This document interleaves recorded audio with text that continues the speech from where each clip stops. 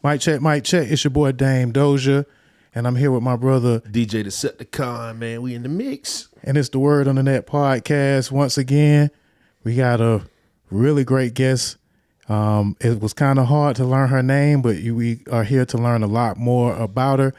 Brand new person though, and I'm very, very eager to learn so much because we have a little bit of common as far as Florida is in the building for real. 305 You already know.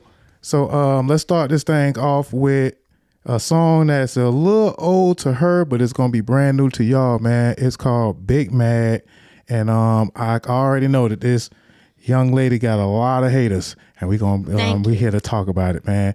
Big Mad, right here on the Word on Net podcast. Let's get it.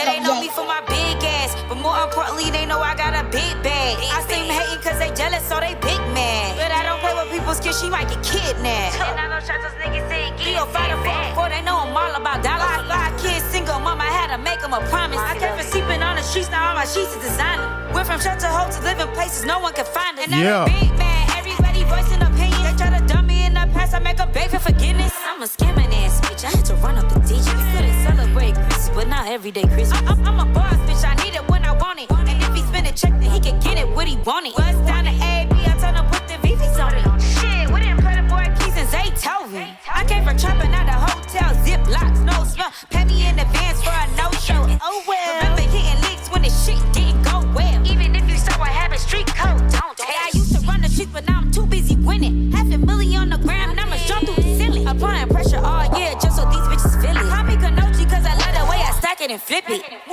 Mulan on a whole different type of time. Show up like the Taliban, everybody strapped with bombs. Remember smacking plays in the travel lodge. Now everything we do is upper echelon. This is my song Okay. from you.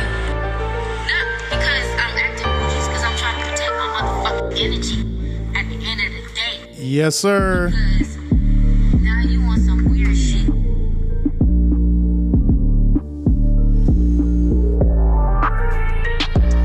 Okay, I know why they big mad, because Kunoichi is looking good on that video, man. Big mad. Go stream that. Go check out the video in your phone right now. It's the Word on the Net podcast.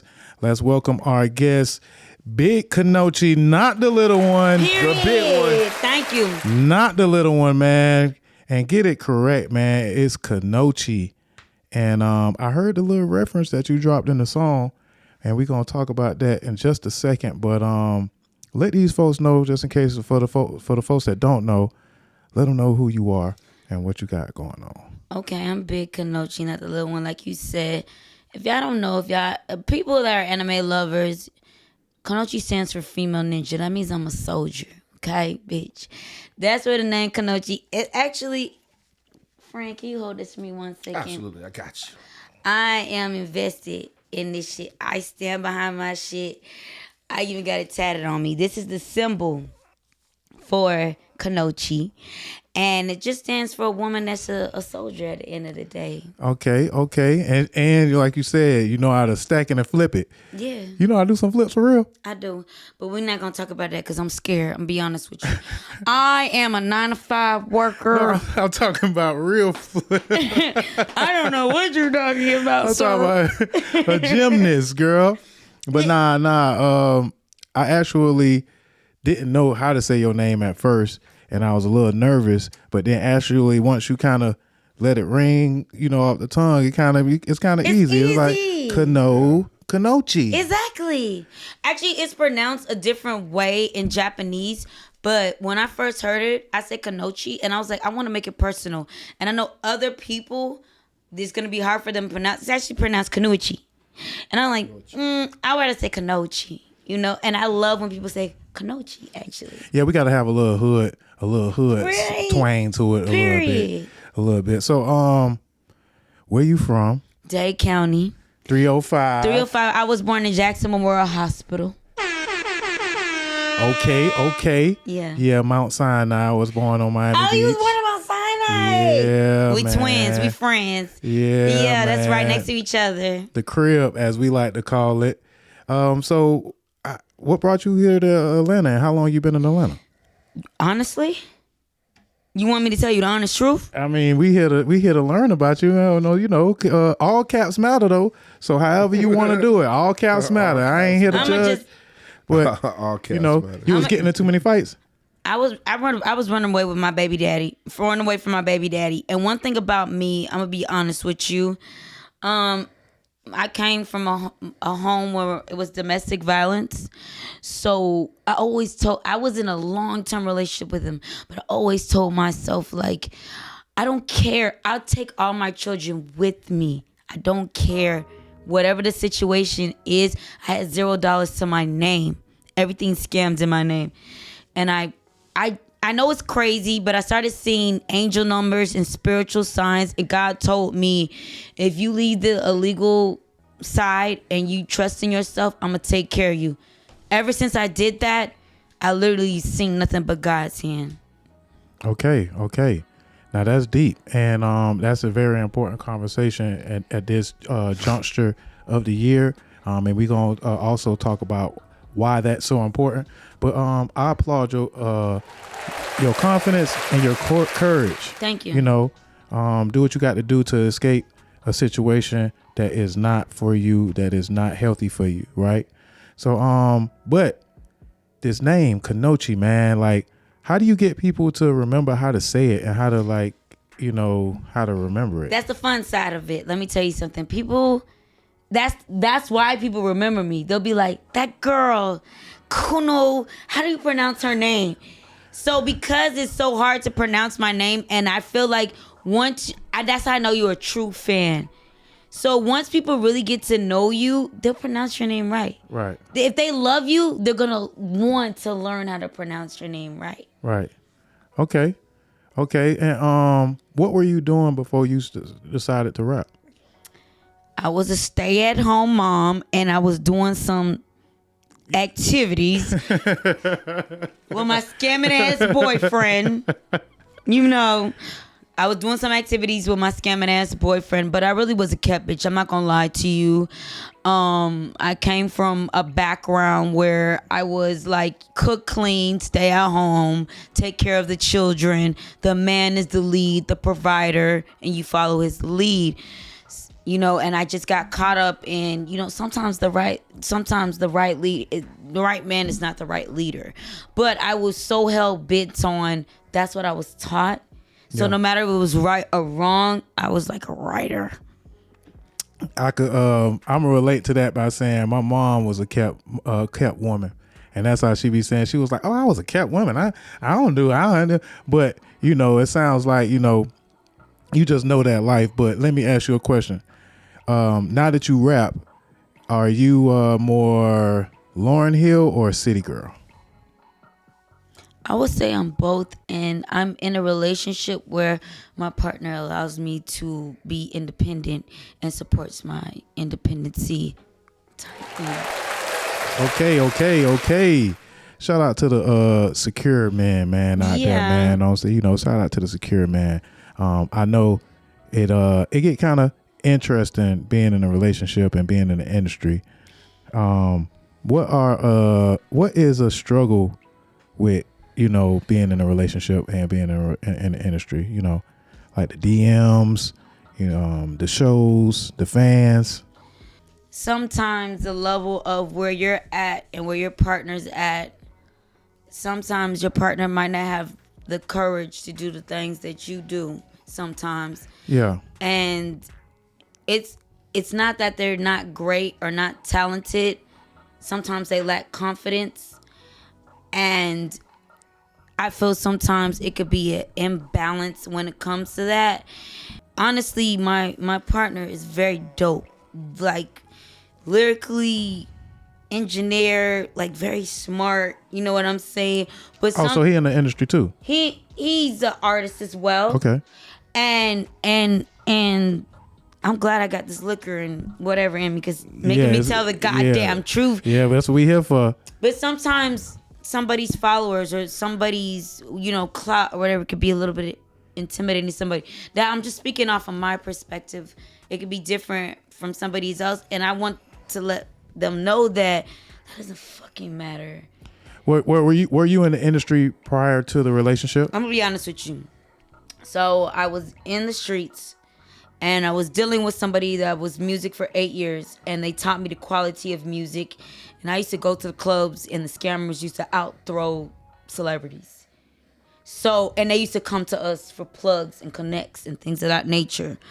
So I was taught from a very young age how to do things and how to maneuver from him, honestly. Okay. He was a F nigga, I'm gonna be honest with you. But I'm not gonna lie to you. He taught me how to get around, never take no for an answer. He never took no for an answer. By the way, that's debatable. Right. No, I'm just... You're right. But just to kind of add to that, sometimes a person would be in love, or infatuated, however you want to see it, with you and not the character, right? And what you do is, it's a character. But it's a time to be the character, and it's a time to be, the many other hats that you have to wear, whether it's a mom, whether it's a partner, there's just a difference. And, there's going to be blurred lines, and struggles in dealing with the two. But if you find somebody that's supporting what you got going on, and they're okay with the character, and they're secure with, what the character have to do when it's time to do that, that's what you kind of could stick to, It's so important to be evenly yoked. Evenly yoked. I came from an environment that was very black and white, So when I met my baby father, he was in the streets. And sometimes being a black and white person coming from the church, you got to learn there's different types of love languages and different types of... So I will agree with what you were saying. Personally, a person might be thinking they doing the best for you based off their background and how they was raised. But that might not necessarily be the right love that's for you. They might be loving at the best of their capacity. And they thinking because, okay, you're provided for, you always have a roof over your head. That's all I need to do for you. See, this is the thing, though. That's your Leo coming out. See, that's your strong personality and your leadership coming out. Yeah. But the thing about it is when you're in a relationship, especially like, you being from Florida and you being Jamaican, you feel me? When you're in a relationship, you got to be the strong woman by... I'm 300 pounds, right? Mm-hmm. I'm 6'2", 300. That's like me beating up on somebody that's, 100 goddamn pounds, like Diddy. But you know what I'm saying? That's like me beating up on somebody that's smaller than me. You feel me? Like there's nothing to gain from that. Right. And you having the power doesn't mean you can't have, the real power is from restraint. Right. You feel me? The real power is knowing that I could hit you with all my force, or I could just move you out the way. You see what I'm saying? You're very correct. So it's certain times, you feel me? I try to let people know this because people used to say that the woman is the neck. You know what I'm saying? It turns the head where it goes. So that's where you get your power from. It's not manipulating when we love you. You feel me? When a nigga love you, it's not manipulation no more. It's really just it's manipulation, but it's accepted manipulation. Because we don't let none of that shit that go on at the house, we don't let that shit slide in the street. No.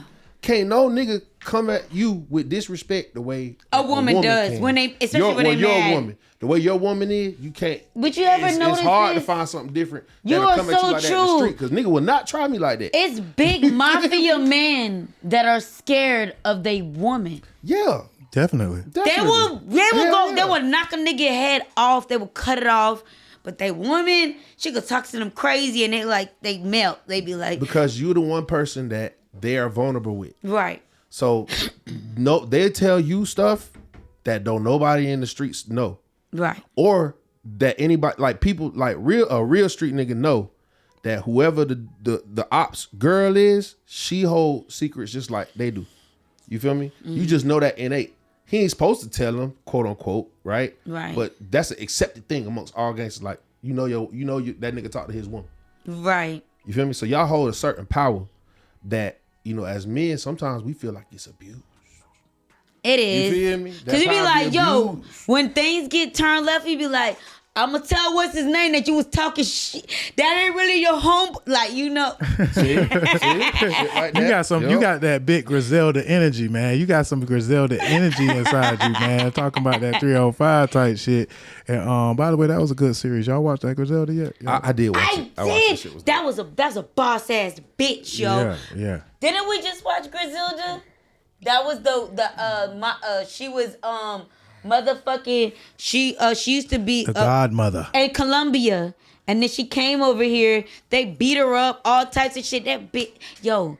Yeah, you got that. Griselda You got that. Blanco was you got, a you real got, ass you got bitch. big Griselda energy. So Thank yeah, you. yeah. I'm praying for you, bro. You know what I'm saying? I'm praying for you. But He a Virgo. He back gonna be to the He a alright. Virgo. He said Yeah, he gonna be alright.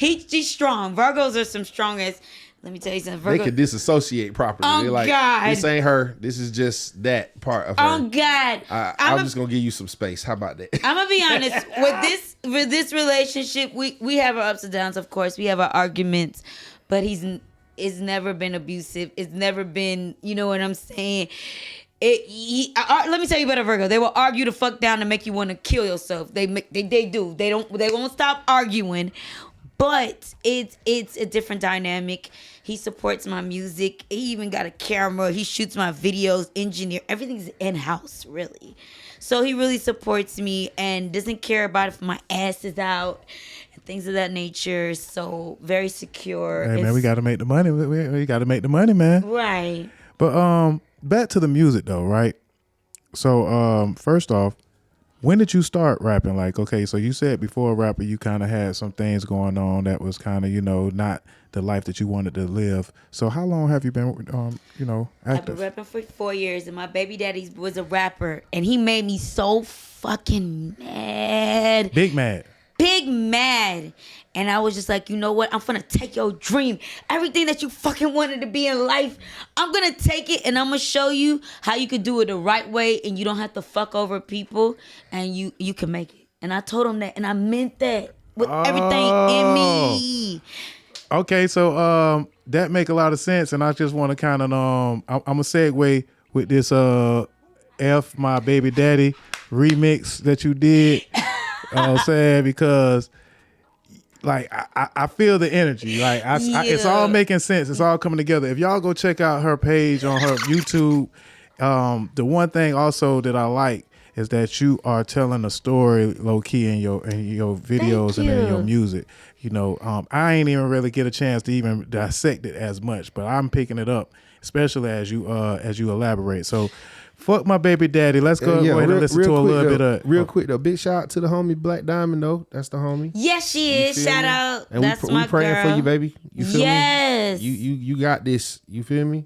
Everything's gonna be good. She's a good person. And my frat brother Jet Wavy. What's up, bro? Yeah. So let's get into it, man. Fuck my baby daddy. Big Kunoichi, not the little one, and Black Diamond, man. Y'all check this one out. What? Jets? Who? I said we got money. No, my name Tony. Oh, My name okay. Tony. You looking real good. It's a long time since I seen you. Who is you? Tony who? Stop playing with me, Jet. Take these goddamn Find me. What do you mean why I didn't find you? Get all this stuff in here. You haven't seen your goddamn children in a long ass time. I see you eating good. I see you eating real good. Man, listen here, man. This government assistance, this EBT, this ain't. Government assistance. How much government assistance These you folks don't getting? even know about this. You ain't supposed to know about this. Okay, I'm ready for the government. Give me all the motherfucking government assistance. Me and my children need all of this. How? What you Give me mean? this motherfucking card too. Take it all, friend. You know Take it all. what? You and your son is about the same size. This is You my need to give last. I'm down on my dick. All I got is EBT. You gonna take that?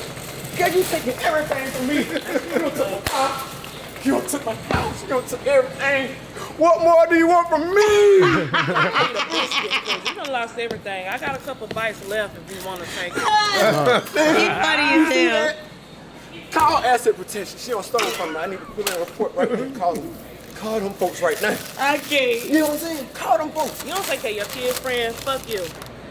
I'm out of here. I'm going on break. You going on break?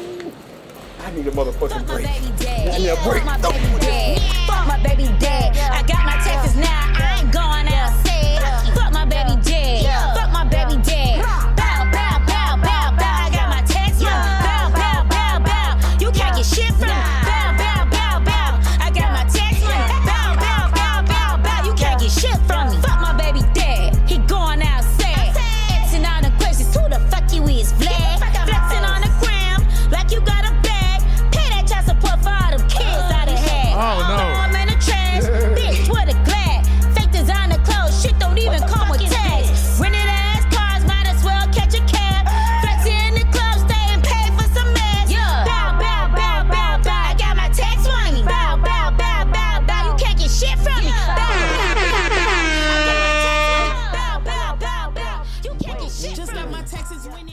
Yeah, man. Fuck My Baby Daddy remix. Okay, I see you working out here. You got a little comedy going on and a little skit, before the video and all that good shit. How that video. How did you hook up with Black Diamond on that one? Let me tell you something. Black Diamond for 2 years. I was somebody that I used to fake that I was my manager because I caught on to. I don't want niggas just approaching me. I gotta have some type of representation. Of course. So it was somebody that was faking to be my manager, and I used to have in my bio, and it was like, Diamond really want to do a feature with you. I didn't know who she was at the time, and actually 2 years later, when I left that person, I was like, I cut them off because they did some fuck shit. I ended up collaborating with her, and I just liked her energy. We've been locked in ever since. So that's the story behind it. We almost got kicked out of that Walmart. Yeah, I would have kicked y'all out too. Yeah. But y'all must have. Y'all obviously probably was in Atlanta or whatever, probably on the east side or Cascade we or was in something. Buckhead in the white area. Oh man, yeah. Y'all almost got kicked out. We almost got kicked out. Yeah, man. Yeah, see, y'all couldn't get away with that shit in Target. You know what I'm saying? That ain't no Target energy. That's big Walmart energy. But yes, man. I feel the energy. And I see that you working, and again, I wanted to talk about the way that you telling a story through your music. Now, I ain't gonna front. I didn't really know a lot when they told me about the interview. It was kind of just a quick thing. I went to your Instagram page, and you got ASA or ASC or ASS everywhere. I'm not. Can I tell you a quick little story, right quick? Yeah. Go ahead. Okay, so I'm into spirituality and crystals and all them things. I love God too, but it's a mixture because I'm Jamaican, so I'm into a lot of natural things. So I went into this shout out to Still Wells Emporium, one of my favorite crystal stores to go to. And this white lady was following me around the store with these big bifocals, and I thought she was a Karen. And she was just like, I was like, did she think I'm stealing? What the fuck is she following me? And then she was just like, you're the booty girl. I feel like I manifested you. And I was like, what? And she was like, yeah, I was just talking to my husband about you, and I'm so in love with you. What you do, I don't look at you as a hoe or anything like that. It looks like you just really love your body. And it's a white lady. And she was just like, well, white people always know how to put it, don't they? Oh, God. Boy, I swear to God. Y'all got to work on y'all approach, white people, all right? She was just like, fuck with y'all, but God damn. She was just like, I really love you. She called me the booty girl, so I don't get offended by that. Okay. Fans make me nails with booty cheeks on it and everything. It's very hilarious. But okay, so back what I was saying is that's what I seen at first, and then I went to one of the first videos I pulled up was this ASE, and I'm gonna play it a little later, right? I just did that. And what I'm gonna say that I've been wanting to say to a lot of the ladies out there is I immediately gained respect from you because you was introspective. You talked about more than just strip club, trap, making money, city girl. Like you talked about things that women actually going through in your music. And, even though like the Fuck My Baby Daddy was kind of, it was a remix of another song, but that is something that every woman could like relate to at some point in time, even if they don't feel like that about it. But it's good to fantasize. It's also good to have sex appeal and have sexy music and catchy music in that sense.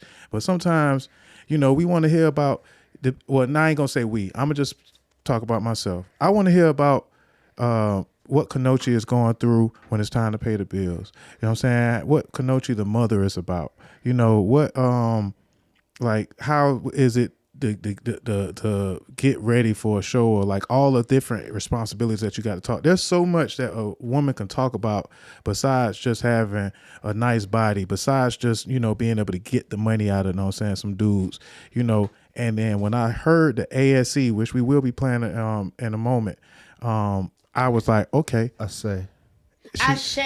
And I like you like a balance, and I'm the same way. I like a balance. I like the ratchet stuff, but too I like to talk about some real things, Yeah, and I think that's one of the things that's setting you apart. You're a beautiful girl, of course, got a great body. You know, you're obviously smart. You got a little wild side, but you are not afraid to be open to your fans and in your music. And I think that that's going to go a long way for you. Thank you. So congratulations on that tip. But I want to ask you, what do you like better, performing your music or recording your music? Performing it every time. Let me tell you, I used to dance. And let me tell you something. That was very hard for me because, like I said, I came from a church girl, but my dude got locked up. And then I was like, man, I got to make some money, get him a lawyer, all types of crap.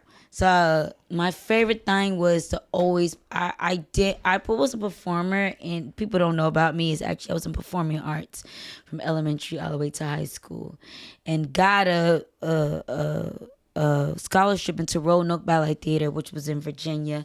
But I was my mom was Jehovah's Witness at the time, and she was like, that's worldly and that's not of God, and I didn't pursue it. But I've always been, so I appreciate art. What people don't understand, I really appreciate the art of music, performing and things. So when I used to dance, I used to make most of my money on stage because I'm not gonna lie, I was a kept female, so it was very hard for me to go up to men and persuade them and give them that Selling dances. that fantasy. Yeah, I had to be like, man, when I get on the stage, I'm gonna fuck this shit up and y'all gonna throw y'all money on me anyway. You know, like that's to be the highlight every night. Until my dude my ex had got out of jail, or and I used to be like, but that was, yeah. So, can you give us one of your best performance memories, like what the club was, or like what made that performance stand out, performing your music? One of my best performances was in Orlando, and JT Money. Where you were performing at? The Beecham? Huh? Where were you at? The Beecham? No, it was a festival. Oh, okay, so it was like outdoors. Yeah, Okay. It was one of the biggest festivals I ever performed at. And it was with an African folk. I'm Jamaican. So it was music that had no cursing in it, no nothing in it. And JT, Money, Plies, Babyface. Was it the bike? It wasn't the bike show, was it? No, it wasn't the bike show. Dog Man, Car Show, man. Yeah. He used to do that in Orlando. It was like a fairgrounds. No, airplane. They had the airport. Oh. They booked out the airport.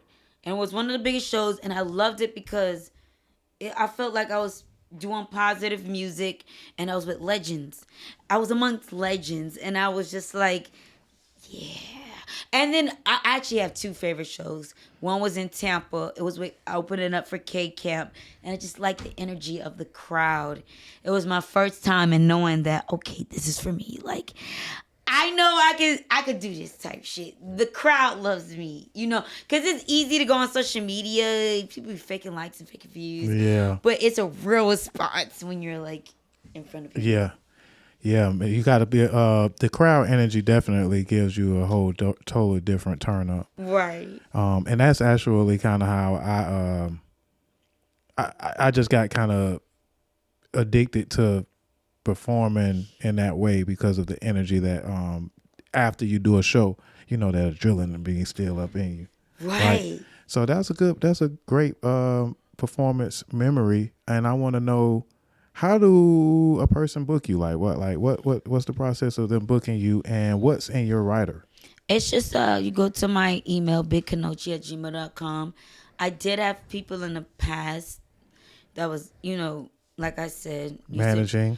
Used to pretend like they were my manager. I really did everything by myself. No prices. Don't say no prices. They can't know them prices. I'm not letting them know the prices. Okay. But I really was doing everything. I booked everything by myself, but I was like, I just want a mail, so no niggas should try to fuck on me. No niggas try to be on a weird shit, like I'm about my business.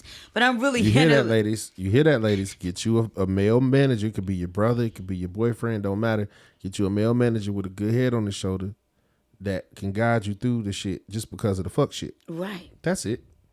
You can make them up, just like what she said. It's virtual everything. AI is out there. I know some good female managers though. Shout out Sierra, the event planner, Or females. man. Yeah, I'm sorry. The lady managers are just as good. As long as you got somebody in between. I'm sorry. You're right, Yeah. man. My You're bad. right. I seen on the Shade Room, they was naming a bunch of them. Futures manager, They're females. Let me tell you something. Females been running the game. I just seen a video, Lil Kim, and this was like long time ago. A female can break a record before a man does. I know that's a very controversial thing to say, but when I seen that in that interview that she said, she was saying that from years back, and then I see really the females running the game right now.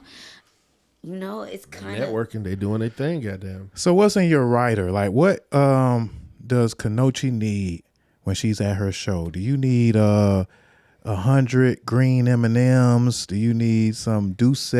Like, what do you require in your rider when you're booked, or what will you require in the future? Don Julio. Just give me a shot of Don Julio. Can you pass it down? You get some Don Julio left? And let me Pass smoke it the down, blunt Julio. one time, and I'm ready to get on that stage and fuck it up. That's it. That's it. Because some folks be needing. I done provided riders where they needed some bottled water, some orange juice, some Popeyes chicken. We had to get some towels. A couple of them needed to be warm. A couple of them needed to be already cold. Of course, everything on ice, and also some champagne. And there's been some crazy riders in my day. Let me tell you something. I'm bougie, but I'm simple at the same time. I was raised in a hood. I'm gonna be honest with you. I was raised in the hood of Dade County.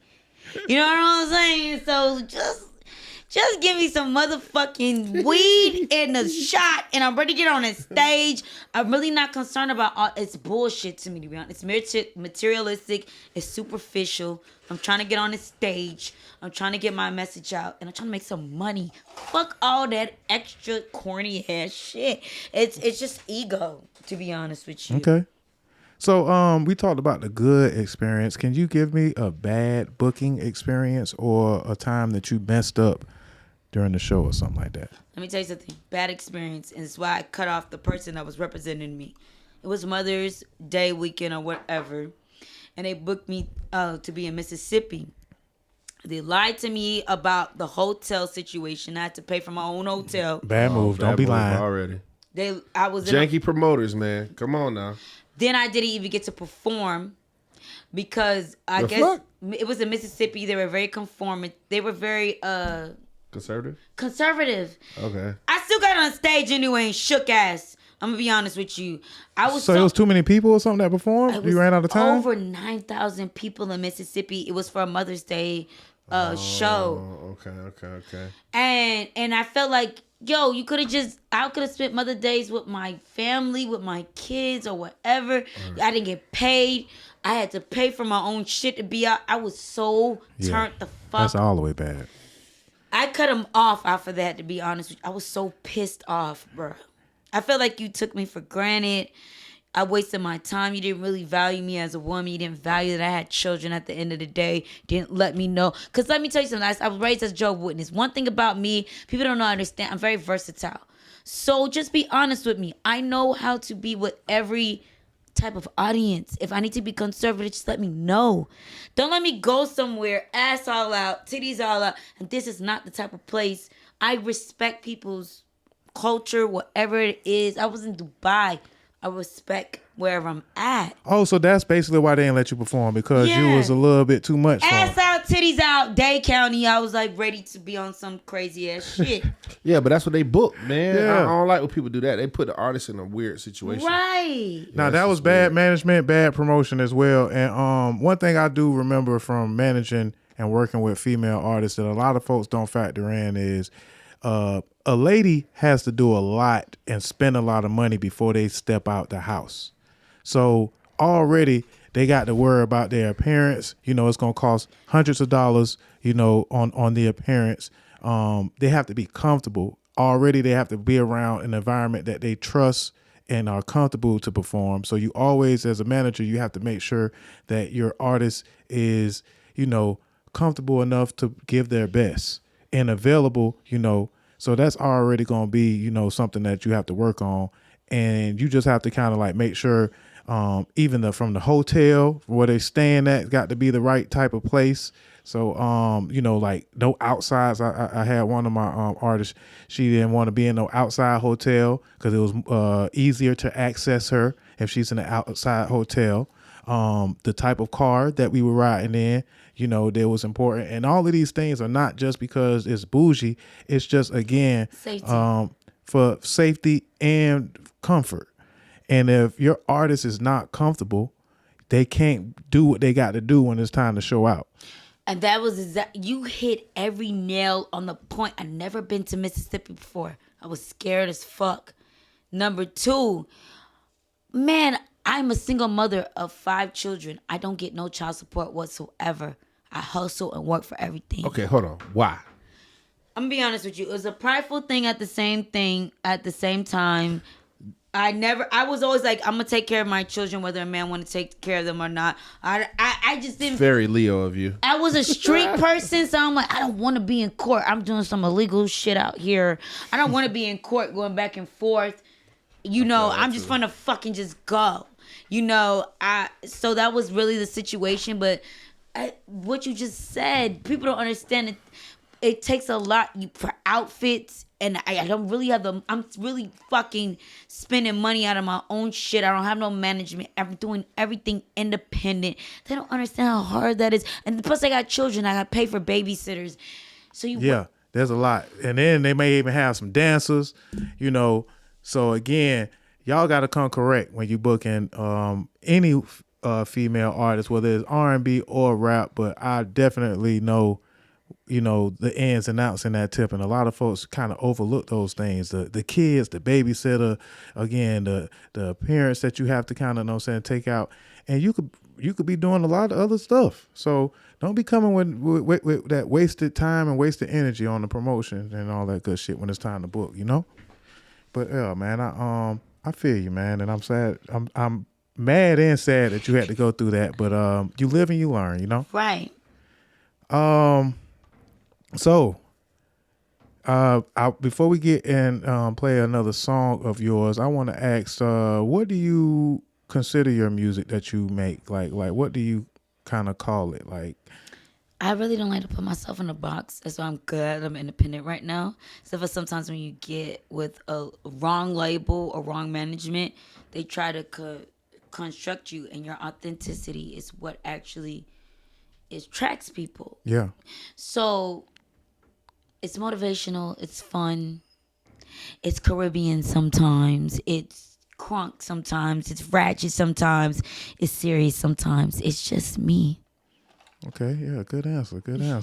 What brings out the best in you, though? The love songs or the raunchy songs, or which music, or the Caribbean music? Which music do you feel like brings out the best in? You know what? To be honest Kunoichi? with you, my turn up songs bring it's all of them. I'd be so surprised. So I just performed somewhere else. I performed 3 songs. But the songs that they picked when I just did an interview at this event that I just did, they picked the sentimental song. And it made me feel like they was really listening to me. And then for some reason, it's like a spiritual thing when it comes to my Caribbean side. Even when I've been a little girl, whenever I perform Caribbean music, I always used to get the most feedback. It was crazy. So it's kind of a spiritual journey for me. I just go within a mood, and I really don't know. It's like whatever the mood is at that time, it really attracts people. I try to be in tune with what's going on, but also in tune with myself and be true to who I am. And I notice every time I'm true to who I am, I attract authenticity, real fans, and real people that are really listening to me. Shout out to that, man. Shout out to authenticity. You know what I'm saying? The Don Julio getting to me a little bit. It is. I'm finna play this. I said it wrong. I said ass, and I know I was making an ass of myself. Let's get into this. Ashe. Ashe. Ashe. You know how you say amen? Yeah. Okay, it's like that same thing in spiritual. You say Ashe. Okay. Is that what is that? African. Okay. Yeah. And it's like you, after a prayer, you say amen. Ashe is just to make sure that all your intentions, everything that you've been manifesting goes out into the universe, is confirmed, affirmed. Okay. Ashe to everyone. Let's get into it. The Word on That podcast. Big Kunoichi, not the little one, man. You did. Yeah, he said he was gonna do right by me. Fuck. I can't believe I'm pregnant again. Every time I try to leave this nigga, I end up pregnant. Now ain't nobody gonna help me cause I said I'm gonna leave this nigga. But I can't abort my baby. I'm thinking, should I keep this baby? I've been fucked up, squashing about this shit, going crazy. Raising kids is amazing. You be crazy to abort it, ain't no if buts or maybes. I need somebody to save me. All these thoughts in my head, I'm just tired, I ain't lazy. Well, baby girl, get up off your ass. You can't sleep on a dream, you gotta chase it. Man, I don't think that I'ma make it. I ain't got no support system, I feel naked. But you can't stay complacent. Put a smile on your face, even if you gotta fake it. I really feel like I'm basic. Having suicide thoughts every day, I can't take it. Fuck that, you gotta shake it. It's a generation curse, she finna be the first to break it. You was right the whole time, I was tripping. Everything was a lesson, and my kids, they a blessing. I'm a queen, gotta leave them not a pressure. I know how to play the game, I was warming up and stretching. On that bitch now, there ain't no second guessing. The spirits taught me how to channel my aggression. Self-made boss, when I look at my reflection. Blue cheese with a side of tongue, heavy on the dressing. I don't think that I can make it. I don't know if I can make it. I can't take this no more. Gotta take control. Get a grip. You can shake it.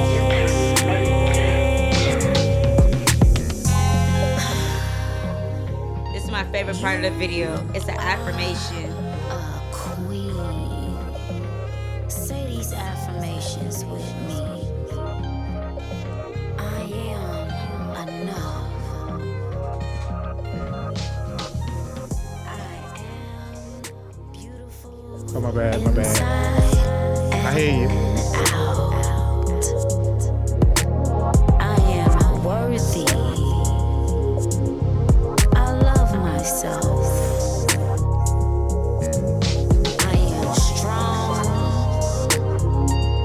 I accept myself unconditionally. I am capable. I am loved. Okay. How many views this got? I am intelligent. I am innovative. I am Oh, brave. I am confident. I stand up for myself. I can do hard things. I am in charge of my own identity. I'm allowed to change my mind. This is my time. I am articulate. I know myself. I am an independent person. I am good at many things. Anything is possible in my life. I have faith in my own abilities. I am qualified to be where I am. I make good decisions. I will stop apologizing for the things I can't control. I am speaking life, health, and generational wealth into and over the children without the fathers.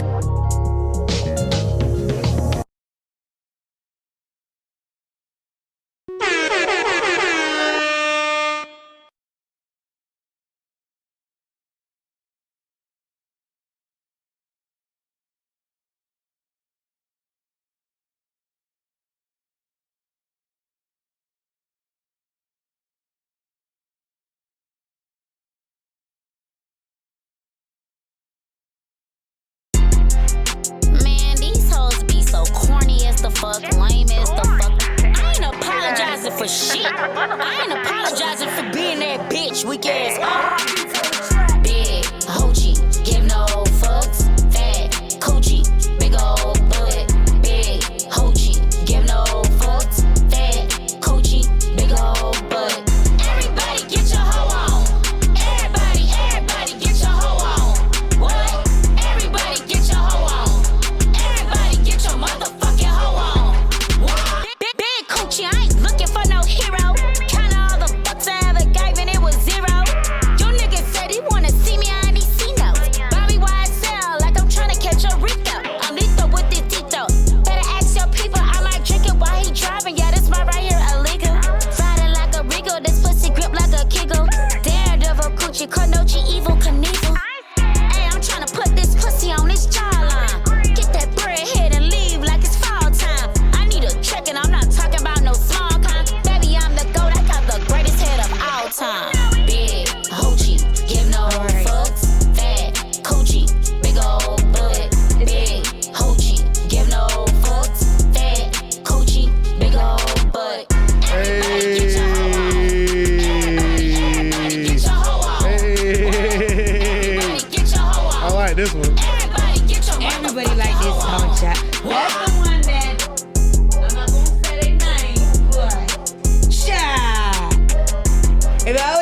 listen to their advice, child. Big Kunoichi, not the little one, man. We are coming back. That is HOE. Before we leave, we gotta play the song she got with Rose Naughty. Okay. That one too. We gotta play that Big one too. Kunoichi.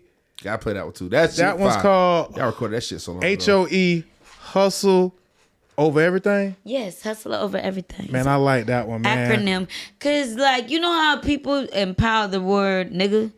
Yeah. So like I grew up in a church and they was just so strict all the time, and then I got in a relationship, they were so strict all the time, and I was like, you know what? I don't give a fuck. Call me a hoe, call me a thought. I'm so sick and tired of you trying to intimidate me with that word. I'm just gonna empower it at this goddamn point.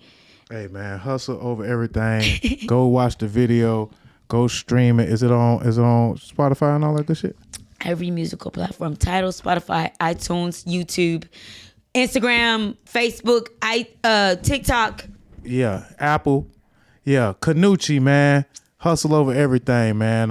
Yeah, that was the one. But I also, we done played while we were away, we played Ashe, and Hustle Over Everything. And I want to say, I see your versatility. Thank you. I see the story, I like the affirmations, I like the African garments that you were wearing. Thank you. Already I'm actually way more intrigued into your music than I were at the beginning of us meeting, because there are so many different sides to you. And Thank again, you. I can appreciate it. But even though I like Ho, you know what I'm saying? I like the whole side. That's what I'm trying to say. That's what I'm gonna tell you. You know how much I appreciated you took the real music, because sometimes this type of the other music doesn't get as much feedback on Instagram as this type of music. Yeah, I mean, there's just something for everybody. You got to have, like, it's like watching cable TV, man. You got to be able to flip through the channels, and sometimes it's good to be after dark, but then sometimes on the Sundays you might need a little soul cleansing. So Ashe everybody, Ashe. Well, okay, so look, like my dog Double D said, man, shout out my dog DJ Double D. You gotta sell that shit. Yeah. You feel me? As an artist, your music is your product. You're right. You gotta sell that. Convince me. Right. You feel me? And that's all. That's all it takes is the confidence to do it. That Ashe record is fucking dope. Your spoken word. That's your spoken word. That's my spoken word. So you wrote that. I wrote that. That's fucking awesome. And my boyfriend helped me write it. That's fucking awesome. So I'm not gonna not take no credit away from him, because people don't like to give credit to writers sometimes. It's fucked up. That was my next question. I was going to ask you how you feel about writers. I did the affirmation. He helped me with the rap. I feel like this. It's like peanut butter and jelly. You know what I'm saying? Sometimes people are good, and the person that helps me is an artist too as well. So I'm just speaking in general. Sometimes people are just good at writing and they're not good at performing. Right. And they're not good at doing other things. Have you let him write you a song? Yeah. Yeah, she said he wrote the raps to Ashe. Oh, he wrote the raps too? Yeah. She wrote the affirmations. It's like we go half and half. We give each other ideas, type stuff. I worked with multiple writers though, and the reason why I'm not afraid to say that is because give them they props. You know what I'm saying? Like, it's okay. Look, let me tell you something. I could write my stuff, but because I came so late in the game, I looked at the bigger picture, and I'm like a machine. I'd rather shit be consistent, and I'm like, you know what? I'm not trying to take 5 days writing a song. I need shit now. I need to be putting out shit now. So I didn't give a fuck about my ego or I wrote this. People like to be so hell bent on that. A great artist is a billboard to the world, if that makes sense. Yeah. Whether how you dress the billboard, what the billboard says, how it's presented, how it's eye grabbing, all those shits matter for a billboard. Where it's at. That you're a walking billboard. You see what I'm saying? But that's the best type of artist, period. Now, you can drive all different types of messages through the billboard. You see what I'm saying? But as long as the billboard has certain standards, like, okay, boom. Every billboard got standards. Like, okay, first of all, you got to pay this amount, number one, to even entertain the idea. Then it needs to be this height, you know what I'm saying, this width. You feel me? It has to be this color scheme. And it has to be tasteful. You see what I'm saying? Yeah. Like, that's where you, as your personality, comes in. Like, you're not going to go for anything. You feel me? And certain things you're going to entertain, certain things you're not. So, but the brilliance of you is you're a billboard. You're so That's dope. You're so on point, because I'm not going to lie to you. For 8 years, I'm not gonna lie, my baby father was kind of big into that, the legal side. So I seen him go through the up and downs. He really was the boss on certain things, and he used to. I just learned from his ups and downs and dealing with people. And I'm like, when it was my turn, I was just like, all right, I already seen everything that you didn't deal with. So I know what type of quality I want, what type of people I'm going to deal with, because I'm not going through that shit. But you know what's so crazy? I know this is so random, but I don't know why Griselda Blanco popped up to my head. I literally just watched that whole series. I was like to my boyfriend, what made you say that I had that? Nigga, you got the big Griselda, because I know a boss and Queen Pen. a mother and the godmother. If you put it all together, you got a boss and you got a mother, and then she becomes the godmother. And you don't want to cross the godmother, I tell you that much. But nah, you got that energy, shawty, that's all. Thank you. And we from the bottom, so you know what it is. It's so crazy because y'all didn't even notice. I had posted her on my page and everything right after I watched the movie. That's why I was so interested. Like, what made you say that? And you said you never really looked into my stuff until today. That's how I noticed it's divine. Like, this is so divine. Yeah. And like you said, you're a walking billboard. And I don't know, is this a merch that you got going on? Because I just actually went to your page. I do. And it's filled with all sorts of looks. Big Freak Apparel. Big Freak Apparel. Go get the Big Freak Apparel. How can they find the merch, man? Just go into my link in my bio. It's under Shopify. Okay. And people been buying. I'm surprised. I'm not going to lie to you. At first, I was a little scared. Yeah. I need you. Look, I'm going to tell you right now. So, look, we're going to go ahead and make some money right now in this statement. Right okay. Now. So, I have a clothing line that it's not even really a full clothing line because I want different designs. I thought of different designs. When I was working at the strip clubs, I started seeing all the different types of stuff that girls wear, right? So, I trademarked and copyrighted a phrase, not a phrase, but a logo and company or whatnot. So I want to get with you on that. Yes, it's gonna be perfect. Perfect. Okay, I'm not even gonna say anything. It's edited. Oh yeah, so it's called Nobody did it. Nobody fucking did it before I grabbed it. I grabbed that motherfucker like. What was I just talking about before I came into ago? Started selling clothes.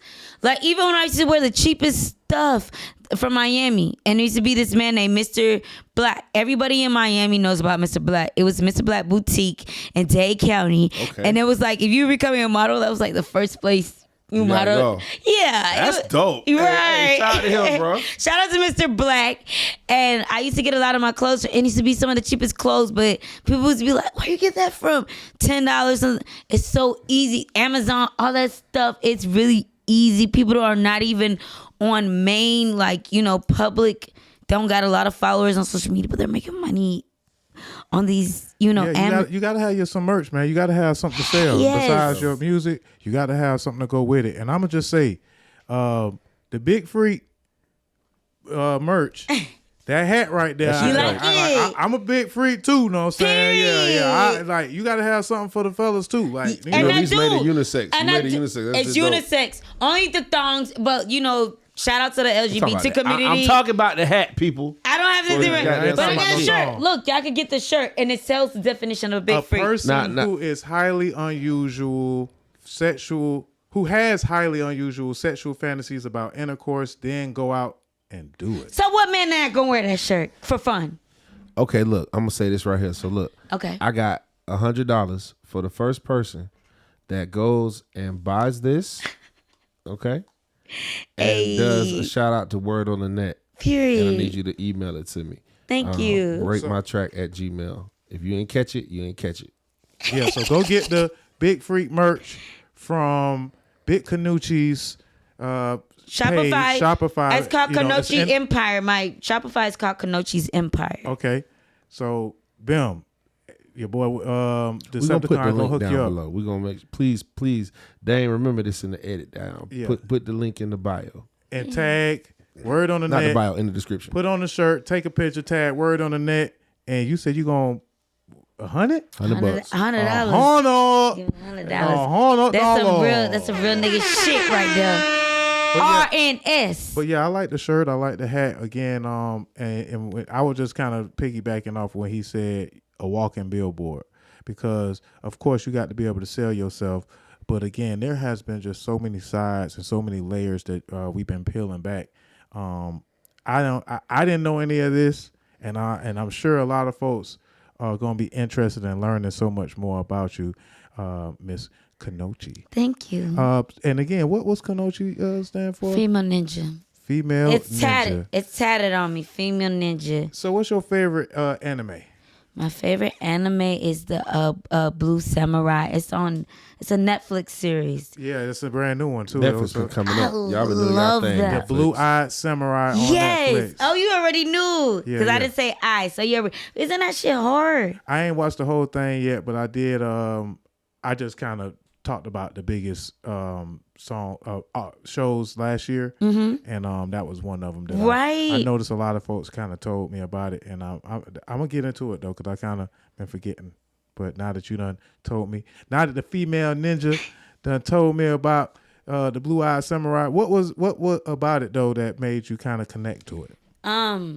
Just how real it was. One story, it was about how she found out the mother wasn't really her mother type stuff. But I'm a female ninja. And that's what Kunoichi stands for. So it's kind of, I liked how like it kind of have a Mulan dynamic to it. Basically a woman taking on because I didn't know if it was a woman or man, the Blue-Eyed Samurai the whole entire time. Spoiler alert. Then I found out it was a woman, and it just showed how strong and powerful a woman can be. And, women, and it shows that sometimes they think women are very emotional, and sometimes women can be straight up motherfucking thugs. You know what I'm saying? Straight up motherfucking cold-blooded. Like, we on our shit. So that's what I appreciate about it. It showed, like, women were really, like, a soldier. And I literally thought I was a dude the whole entire time at first. Hey, you just kind of spoiled it, but made me also interested. Do you feel like, have you ever been to Japan or in Asia? I would love to go. Yeah, because my dad is Chinese Jamaican though. Okay, yeah, because they got a big hip hop scene over in Japan. They do. And you gonna murder that shit. Thank you. Like you gonna murder that shit. They gonna. Don't you see how they be dancing even better than y'all? Yeah, because I was just watching a clip they was doing. They be doing the Memphis. Yeah. Yes, they be dancing better than them. Yeah. But they gonna Yeah, that shit hard. oh God. Like, They did a female your version. marketing, I just seen that shit today. Your style, your name. You just need to kind of like tap in, like find you somebody over there through TikTok or something like that, and start tapping in with them. Even if you get like you're a dancer or You whatever. just need to do that Teen Itamoraji challenge. You just need to do the challenge. You are with that so shit. correct. That shit'll be hard. That shit would be hard. This shit, they just did the female version or whatever, but it was all the Asian ladies. You feel me? So if you do one or whatnot, that shit'll be hard. And you know what? The reason why I picked the name Kunoichi, I thought about branding. I was like, I want to call my fans my ninjas. That's so easy. Hey, my ninja. My ninjas. It's very versatile. I could call them a female my ninja. I could call a dude my ninja. They gonna feel no type of way. Nah, I prefer. Look, tell manager we gonna talk after this shit. For sure. Yeah. Too easy, bro. No, too easy. Yeah, man, my ninja. Sells out to a snail. Yo, I used to really be hustling on the streets. So I'm like, yo, if I could hustle on the streets, I could do this shit. Yeah. My dog Sexy Red like that shit. That's hard. Shout out to Sexy Red. She follows me on social media before she even, that's a real ass bitch at the end of the day. No matter how big she gets, she shows love, support to my little posts. I be sitting there like, I like artists like that. I feel she's very relatable, and that's why she's always gonna stay relevant, because a lot of artists like to get to a certain level and they don't like to acknowledge other people.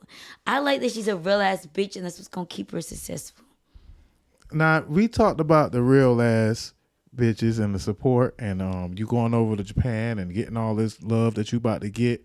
But what's up with the haters, man? I know you got some haters on you, man. If you ain't got no haters, you ain't popping, man. So who out there hating on you?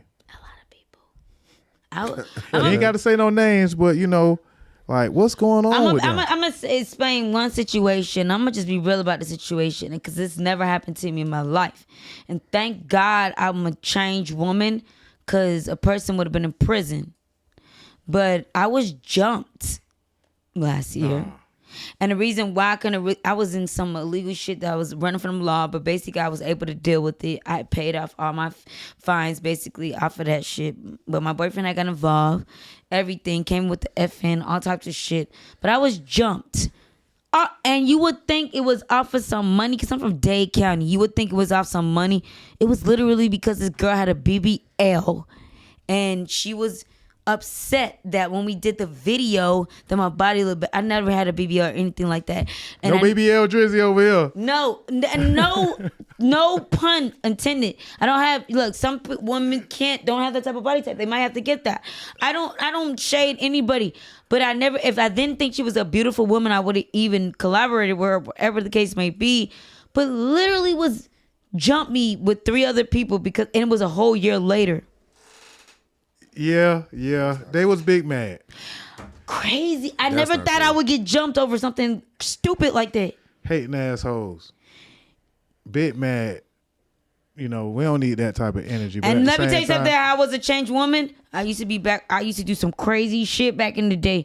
I really would have got my lick back. But I'm like, God gonna do you better. I'm gonna be successful. You're gonna wish you never did that shit to me, because the old person would have been in prison somewhere and my people would have beat you mercilessly. But I don't want my people to go. When you are a real leader, you're not going to put your people in fucked up positions. That's going to put them in fucked up positions. And it's something that's small. That's some small shit to me. And it's lame as fuck. Yeah. So you're lame.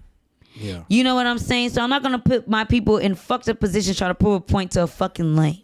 If you're really to go fight, because you need to be fighting with your fucking doctor, bitch. Tell him again. Why are you mad at me? You need to be mad at your doctor that he fucked up your ass. One side is bigger than the other. Got satellited. One titty is bigger. That's not my fault.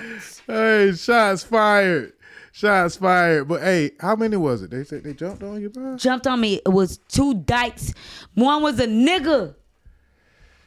That's what I said. I'm from Dade County, bitch. They would have slung you. They would have turned you ever which way but loose. My people would have came in and handled you. But you are so much of a fucking lame. And plus they was caught on camera. They're so dumb.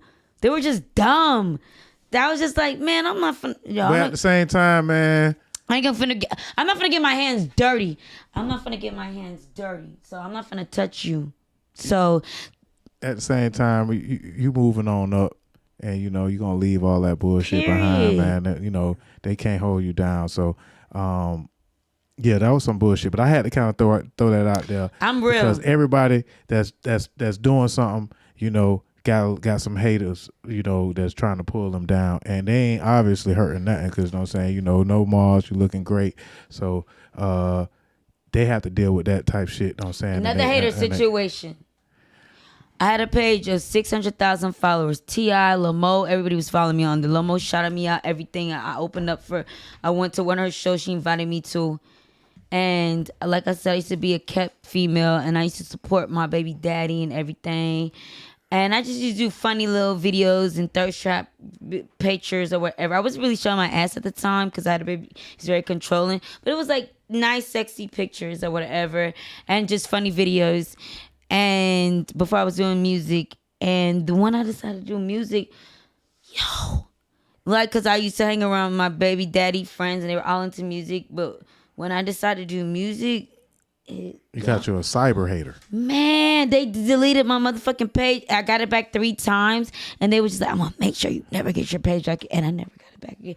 Yo, I had that page since 2009. I didn't bother nobody. It was the most scary situation. I lost so much money. I was like, I didn't know people was this fucking mean. Yeah, they mean out there, bro. Yeah, get used to it, because it's gonna be more. And it's gonna be more, but at the same time, you just gotta tighten up your security. You feel me? You ain't gotta stop being you. I did. And you got 240K, so you almost back in action, right? Man. But at the same time, you had 600K before you was rapping. I did, and not only that, people don't know what content creating. When you create a whole new different. You said she at how many K now? 240K. You still thought you was at 60 something, bro? That's my back page. This is the one I'm in on now. I got 3 pages. I keep on creating pages. But actually, whenever you create a new page, you got into a different demographics. And that's when Sexy Red follow me, Diddy, Club Godzilla, dude. So don't ever get discouraged.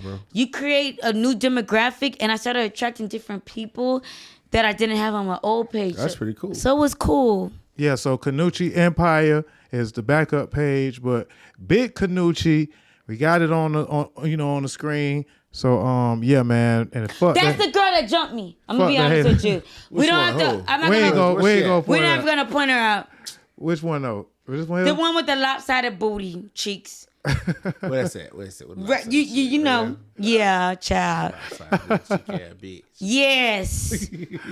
I thought she looked good though. We hating on her right now. We hating on her right now. You can see it. You can see it. It's, you know what I'm saying? Like old lock body. Old lock body at the video shoot. Let me tell you something. I told her I didn't know how her body looked. This was the video that we shot. I didn't know her body looked like that. She did. So it was just like I gave her the attire, everything. She thought she was gonna outdo me, I guess. Look, I'm gonna be honest. So look, this is the thing. So from a man's perspective, either one of y'all are nice ladies. Right. So I ain't gonna hate on Shawty. Be real, she look good.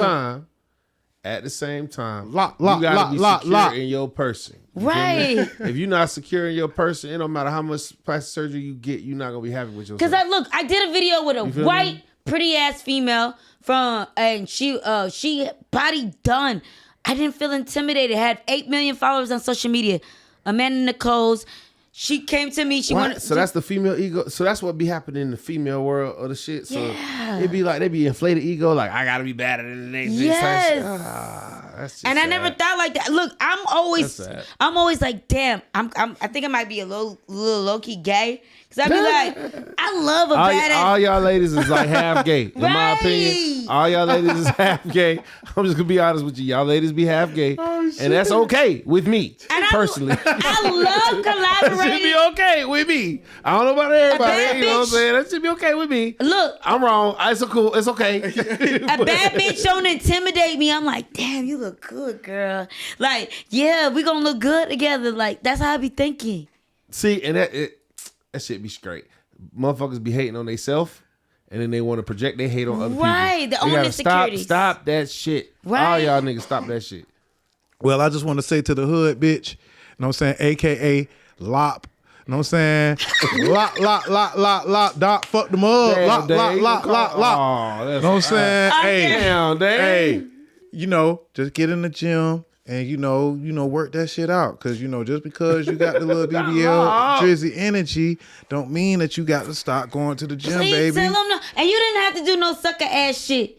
Like, why you jump me with a nigga for? That's some. That is fucked up. You was wrong for that shit. Oh God! Like, if you gonna be a real ass bitch, jump people, bro. let's get on 1-on-1. Let me know in advance, bitch. I'll come there Vaseline up.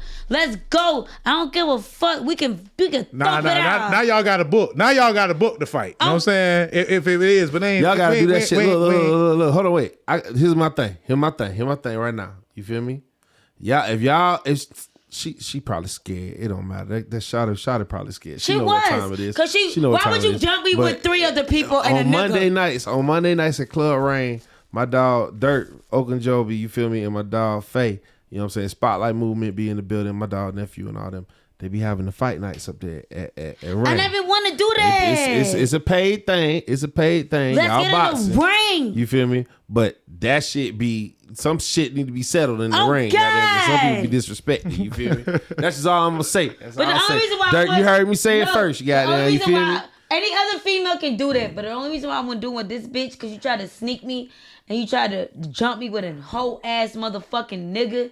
So I would never fucking respect you as a fucking female. Let me tell you something. If you're gonna stand on business, bitch, fight me 1-on-1. Don't let nobody jump in. That's some real fucking. So I would even pay to fight your lame ass bitch. But anybody else that want to get in the ring, let's get it. So while we're talking about you gonna get paid beef for fighting and fighting, we ain't doing all that. Hood for bitches, hell nah. city girl, and all that good shit. I got to know. Yeah. Who you got out of JT and Suki? Because I see this I'm gonna be picture, honest with you. and we from the crib now. I'm from the crib, but I'm gonna be honest with you. I'm gonna show support to who showed me support first. I met Sukihana when I was in domestic violence situation.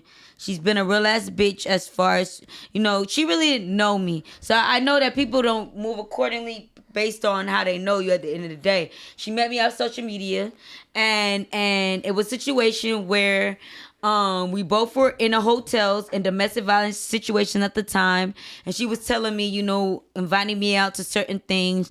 We followed each other from social media like 5 years ago, and JT never showed me support, and I'm from Dade County. People from Dade County really don't show you support until other people show you support. Yeah. Sukihana showed me. I've been in 3 of her videos.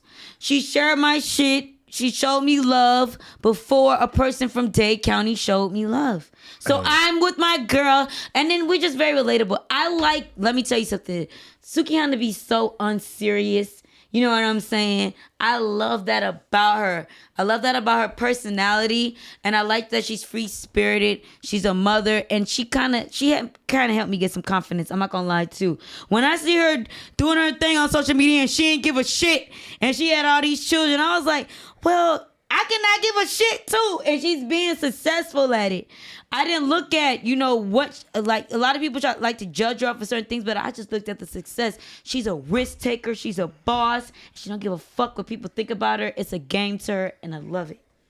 All right. I mean, I was Team JT because I'm from the crib. I fucked with the OK record, and I didn't really know if that she was talking about Suki. But at the same time, I have been on record to kind of say some things about Suki, but on your word, I'm gonna go ahead and say, hey, I apologize, Suki, for saying certain things or whatever on my podcast. And if you're a real bitch, coming from a real bitch, you know what I'm saying? I will say this. I like JT. I like her music, but I will say this. Sukihana, like I said, I don't know her personally, but I would say as far as opportunities and acknowledging someone, she's acknowledging me before JT did, even though I know they see my shit. But if Diddy's following my shit, I know you see my shit. So stop acting like you don't see me. You know what I'm saying? Like, whoa. Yeah. I'm just be real. But so Sukihana was the first real bitch to actually acknowledge me, put me in videos. I don't know. What video you was in? I was in her, she did a Big Tippin' long time video, then Sada Baby video that she just did right now. So that's what that picture came from. Yeah, that's what, if you keep searching, you'll see Sada. And she made me kind of the main girl. She gave me a lot of roles in it. So like I said, just for her not knowing me, because people don't owe you nothing. She didn't owe me shit. So just to give me opportunities, I respect that. You know I respect that too. I respect that too. I will say I respect that. And y'all team ninja names. Right. You know what I'm saying? Sukihana could be like, why? And then you got why? But nah, you know what I'm saying? So Dozha told you, man, I apologize, Suki. I've been talking a lot of shit about the selling record and about her going to jail in Dade County. Yo. But I fuck with you. Yeah. You know what I'm saying? And I'm real enough to say, if I apologize, it kind of takes shit back. Right. But yeah, man, I'm having a lot of fun, man, and I'm learning a whole lot too. And I was gonna ask you what makes you stand out amongst all the other female rappers, but I'm seeing that shit right here in the flesh. Like, I see what's going on. Like, you know what I'm saying? Of course, no BBL, all natural. That shit's there. Know what I'm saying? Personality, you got that Leo energy, you strong, and that shit's there, but you also really mean this shit. It mean a lot, and you got a lot of different layers to you, and I could appreciate that as well. Now we finna get into a little personal and a couple of favorites before we get up out of here. I gotta quiz you on some of the folks that you know, or some of the folks that you kind of came up watching. Can you tell me your top 5 rappers? My top 5 rappers. New, old, female, or male. I'm going to take it easy on you. Only 5. Well, that is a lot because folks be struggling with 5. But we usually ask male and female. but you can pick new, old. You know, please have somebody from the crib in the mix though. I'm gonna tell you my top 5 rappers, and I'm gonna just be honest from the gun. I'm gonna say number 1 is Sexy Red. Okay. The reason why I say that is before she even blew up, before I even knew that she was in Miami or anything like that, I was like, she's authentic. It was something about her. I knew she was gonna blow up before she even blew up. Okay, I gotta accept that. I appreciate that about her. The second one, Shansia. She's from Jamaica. Shout out to Shansia. Yes, sexy, lyrical. One of my top 5 rappers, I would say, is Shansia. My third favorite is Nicki Minaj. And only because it was just because I was so relatable to her. She's Caribbean, then she was New York, and she's a Sagittarius, and she had this big boss energy about her that I've always resonated with, but then she knew how to be soft. I liked what Nicki Minaj, that she was able to be feminine and powerful. If you look back in hip-hop culture, women were very masculine. I love Queen Latifah, but it was kind of masculine, you know? She was the first woman to actually embody feminine and make it powerful, and sex be powerful to be a woman. So I love that. And she also got that, that, again, real ninja energy. Right. Real ninja. Okay, I understand. I get you. So that's 3. We got Sexy Red. We got Shansia. We got Nicki Minaj, the queen. You know, who else we got? I would say Jay-Z, because I would say the whole 4/4 album. If you didn't know how to get $9.99 worth of game from that motherfucking album, then you was not. Let me tell you something. A person that don't know what the fuck he's talking about gonna be like, but a person that's woke gonna be like, yo, that nigga was really putting on some game. Yeah. Long time ago. That's that introspective shit that I'll be talking about though, because he talked about family, like the family feud. Like he said, nobody wins when the family feud. Yeah, man. And that like, I'm impressed. So that's 4. What we got on number 5? Number 5 is really debatable for me. But this is your top 5, so it's the last person I would say is myself. I'm gonna be honest with me. Okay. I'm in my top 5. Why? Nothing wrong with that. I'm in my top 5 because I just been in this industry and I've learned so many stuff about people that I really don't look up to a lot of shit, to be honest with you.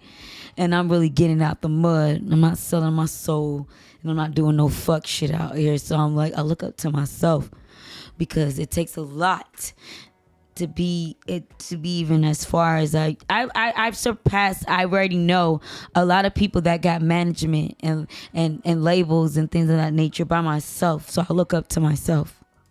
I like that.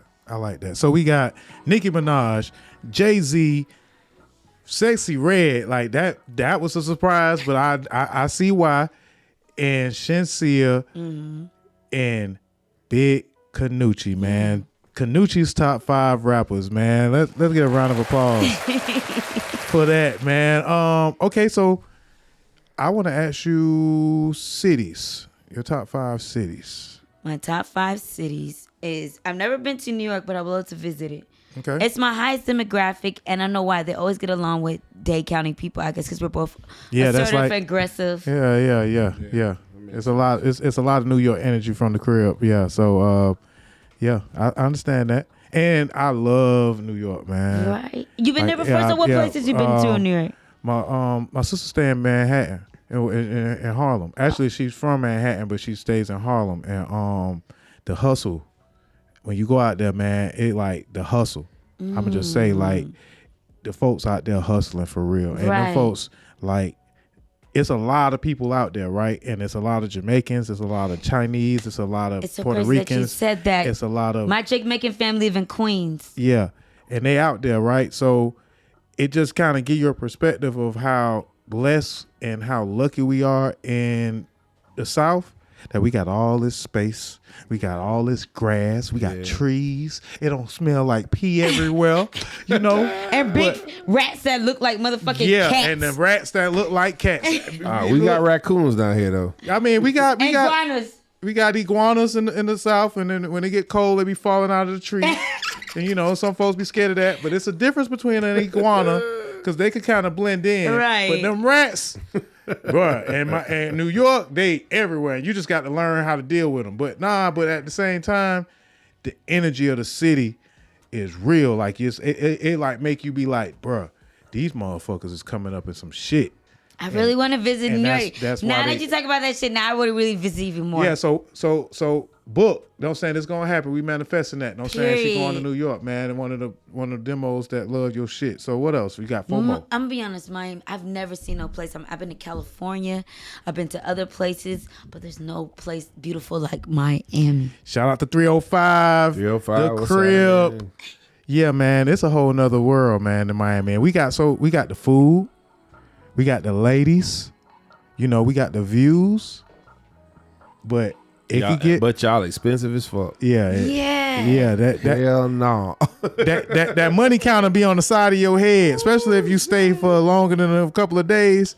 But that money counter might be on the side of your head. But I tell all the folks all the time, I like to keep my money, especially South Beach. You right? gotta spend it, boy. You gotta spend that shit. Miami, tell them folks, there's a difference between the Miami that they come visit and the Miami that you raised in. Yes. Right. Please, it's not like the motherfucking commercials you see South Beach, whatever, child. Get that out your motherfucking head. The Miami child. that you visit of the motherfucking bridge, child. It's like the Will Smith. Welcome to Miami. Oh, God. Yeah, in Miami. It's not the office. You know what I'm saying? It's not the Lakeside. It's not the Miami Garden side, bitch. I'm talking about the box houses. Oh, I'm talking about like a house that, you know, you'll see a house that got one door in the front, a window on each side, and a door in the back. And you be like, God damn. That's Liberty City. And it's like, Project. Oh, God. And it's like 5 people in that one house. And you like, God damn. In that one bedroom house. And we gotta have flat roofs because the hurricane gonna come and knock down shit down there every 5 years. We don't have 3 stories because, like in Miami, we can't really build on the foundation. It's sand. Yeah. So we can't have so much foundation on the sand. So our houses are built very different. Hold on real quick, y'all. All right, so yeah, man, it's a difference between being from Miami and visiting Miami, and a lot of folks don't recognize that when they be out there on Collins and when they be out there on South Beach. And South Beach, for another thing, is kind of like another planet. I be telling folks like, bro, that's Miami, but that's like another planet. That ain't even the United States for real. Yeah, that's a whole nother planet. That's a tourist attraction. But the Miami, like across the bridge, get you some conch, you know, on the side of the road. Yeah, from the side. And some churros. That's how you know on the real side of Miami. If they selling churros on the side of the motherfucking road, you know you in the right part of Miami, child. Right. So, right. You know what I'm saying? And the flea market, man. The USA flea market. I tried to tell my boyfriend that I said in Atlanta, I know it's not that. I said, I'm gonna be honest with you.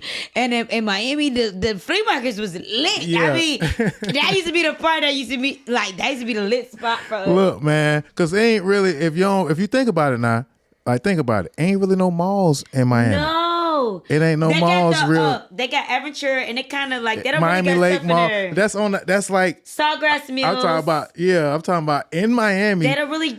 It's hood shit. When I was a jit, I'm a little older than you. When I was a jit, we used to take the bus to the Omni. You know what I'm saying? But that was kind of like a mall, but it was just a downtown shopping like plaza. But again, ain't really no malls. So the 79th Street flea market, remember the 54th Street flea market, like even the Opalaka USA flea market. Hialeah. You got so much memories, bro. Remember when they said that fake motherfucking chains where they were doing them motherfucking commercials, child? The fucking fake gold. Hialeah. Yes. Yeah, man. I went to Hialeah, man. But yeah, man, that's the real Miami. But ain't nothing wrong when y'all come to Miami and, you know, you visit and you spending your money out there on the beach, you know, whether it's North Miami Beach or South Beach, you know, or you kicking it in Brickell, as she said. Brickell. Or the Bayside. Not Brickell. Yeah. But, you know, shout out to Miracles too. You know what I'm saying? I always got to go to Miracles when I hit the city. You know, get me a real comforter. You know, and shout out to Dave's restaurant, the Jamaican restaurant. Don't know many like if you're a real Jamaican, you like real authentic food. My grandma's a real Jamaican. Like she got a kettle in the back where she cooked the water jerk chicken. Like it's not no fake. So shout out to Dave's restaurant. Shout out to Chef Creole on 6th Avenue.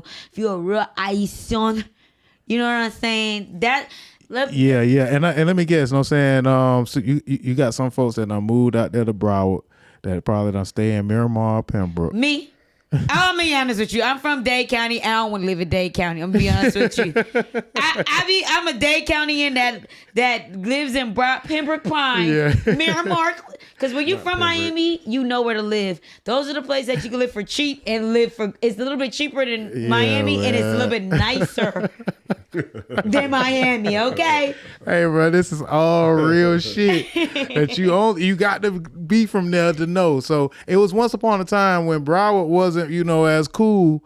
But, we made it a lot cooler. I'm going to just put it like that. Because at one time, it was Cowards and Broward get sprayed and Dade, but we don't even live on that shit. We're not going to go on that shit. We don't live on that Broward energy and Dade used to be beefing like a motherfucker. I'm going to be honest with you. But shout out to Kodak. Shout out to Ace Hood. Period. They put Broward in a different light. They did. And Broward popping, and you know what I'm saying, But they wasn't back in the day. Long live DJ Mastermind, man. Let's just be real. I'm going to be honest. I'm not trying to be controversial, but y'all wasn't. Like back in the ball greasy days, back in the hit him with the low, y'all wasn't. Okay, Miami was running that motherfucking, a shout out to Iceberg. 305. We was running that shit back then. I'm going to be honest with you. So again, we kind of got stuck on Miami because we some Miami natives. But that was only the second city. You got 3 more cities to name on your top 5 cities. So what else? Either a city you've been to or a city you plan on going. This is a manifestation type of situation. But 3, 4, and 5 on the top 5 cities. Tokyo. And it's not just Tokyo. It looks so animated and so fun and just... Yeah. I like that answer. Good fucking answer. Tokyo, man. And she on her way, Tokyo. Hey, I was just saying the other day, man, I'm getting this residual going off of this podcast shit, and I ain't gonna front, man. I'm finna get on Duolingo and start learning my Japanese. Because I might have to go out there and see my Japanese people out there, man. So Tokyo, man, definitely. I would love to visit. Haven't been there, but I'll be watching. I'm studying up on the culture, and they are supporters of the culture. They know what I'm saying. They paying attention to what's going on over there. They really are. Yeah. They're lit out there. So 2 more. Santorini, Greece. I really want to. Beautiful. Right. Beautiful. Gorgeous. Yes.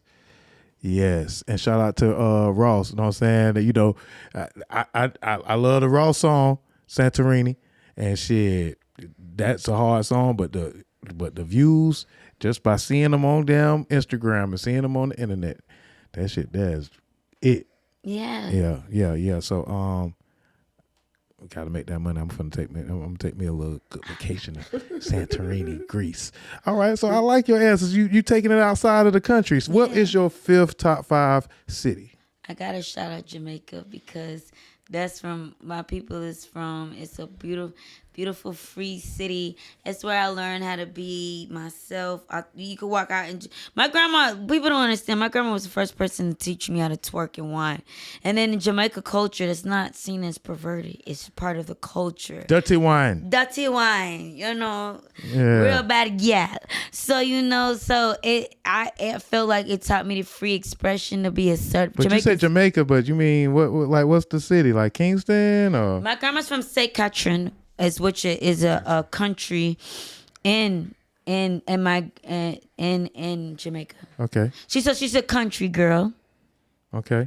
And I remember when we was real little, right? I got sick by the rainwater, and I used to have this little chicken named Pete, and in Jamaica, man, all I know is that I was eating some jerk chicken and it was really good, and she was like, "You eating Pete?" And I was, I was so distraught.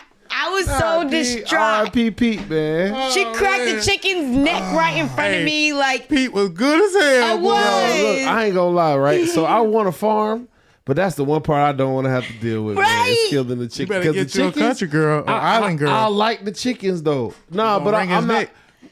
I ain't gonna let her. You feel me? Like, you can't Nah. kill the chicken. She just But I'll crack tell the some neck. chicken. I eat some chicken.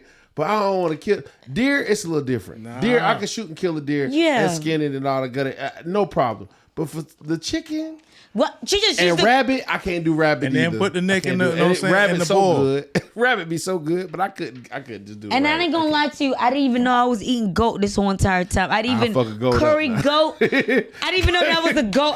I just used to think it was chicken called curry goat. I'm gonna look. be honest with you. in the country where my folk from, That's 'cause they Orange cook it Lake. good. See, look, we from middle Florida, Orange Lake, Florida. You feel me? My Okay. family, you feel me? So look, Okay. in Orange Lake, you feel me? They cut open the goat, you know what I'm saying? But we ain't doing no pygmy goats. I like the way pygmy goats are.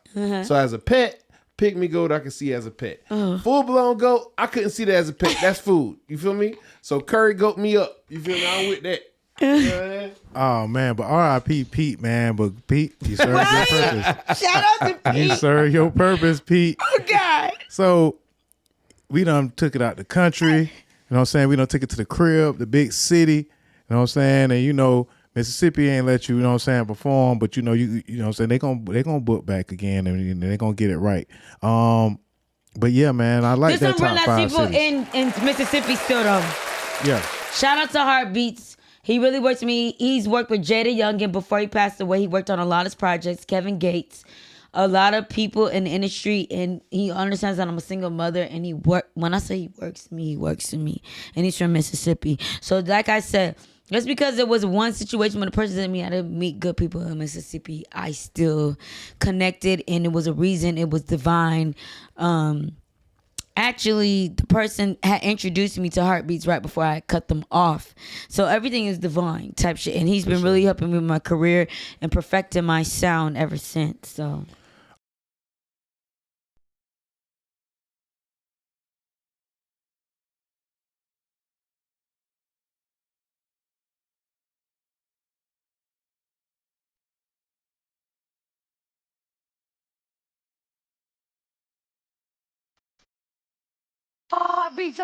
Baby, call me and tell me your secret. Open up, you could tell me the deepest. I could tell that your heart want the pieces. I'm picking it up, cause I know how to treat it.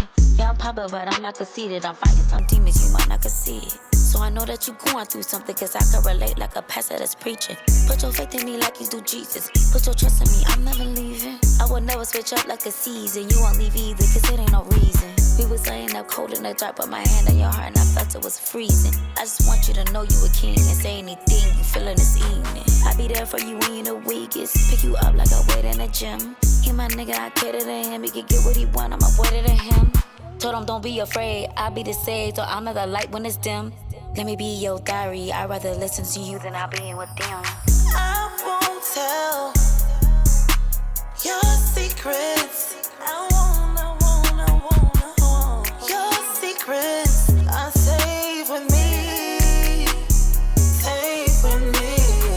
I will keep your secrets. I will. Just look at me as the pages in your diary. I won't tell your secrets. No, no, no. Your secrets are safe with me. I will keep your secrets. Just look at me as the pages in your diary.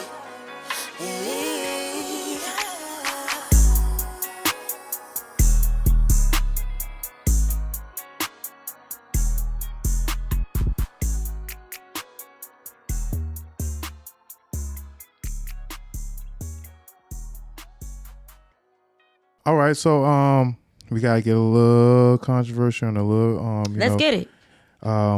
So I recently played a song of yours called Secrets, right? Right. And Cat Williams said at the beginning of the year, 2024 will be the year that the truth will be revealed, right? And then there's all kind of shit that been going on. You know what I'm saying? We ain't got to go into particulars, but it's all type of truths being revealed. But there's also a lot of secrets in the industry, you know, in the black community.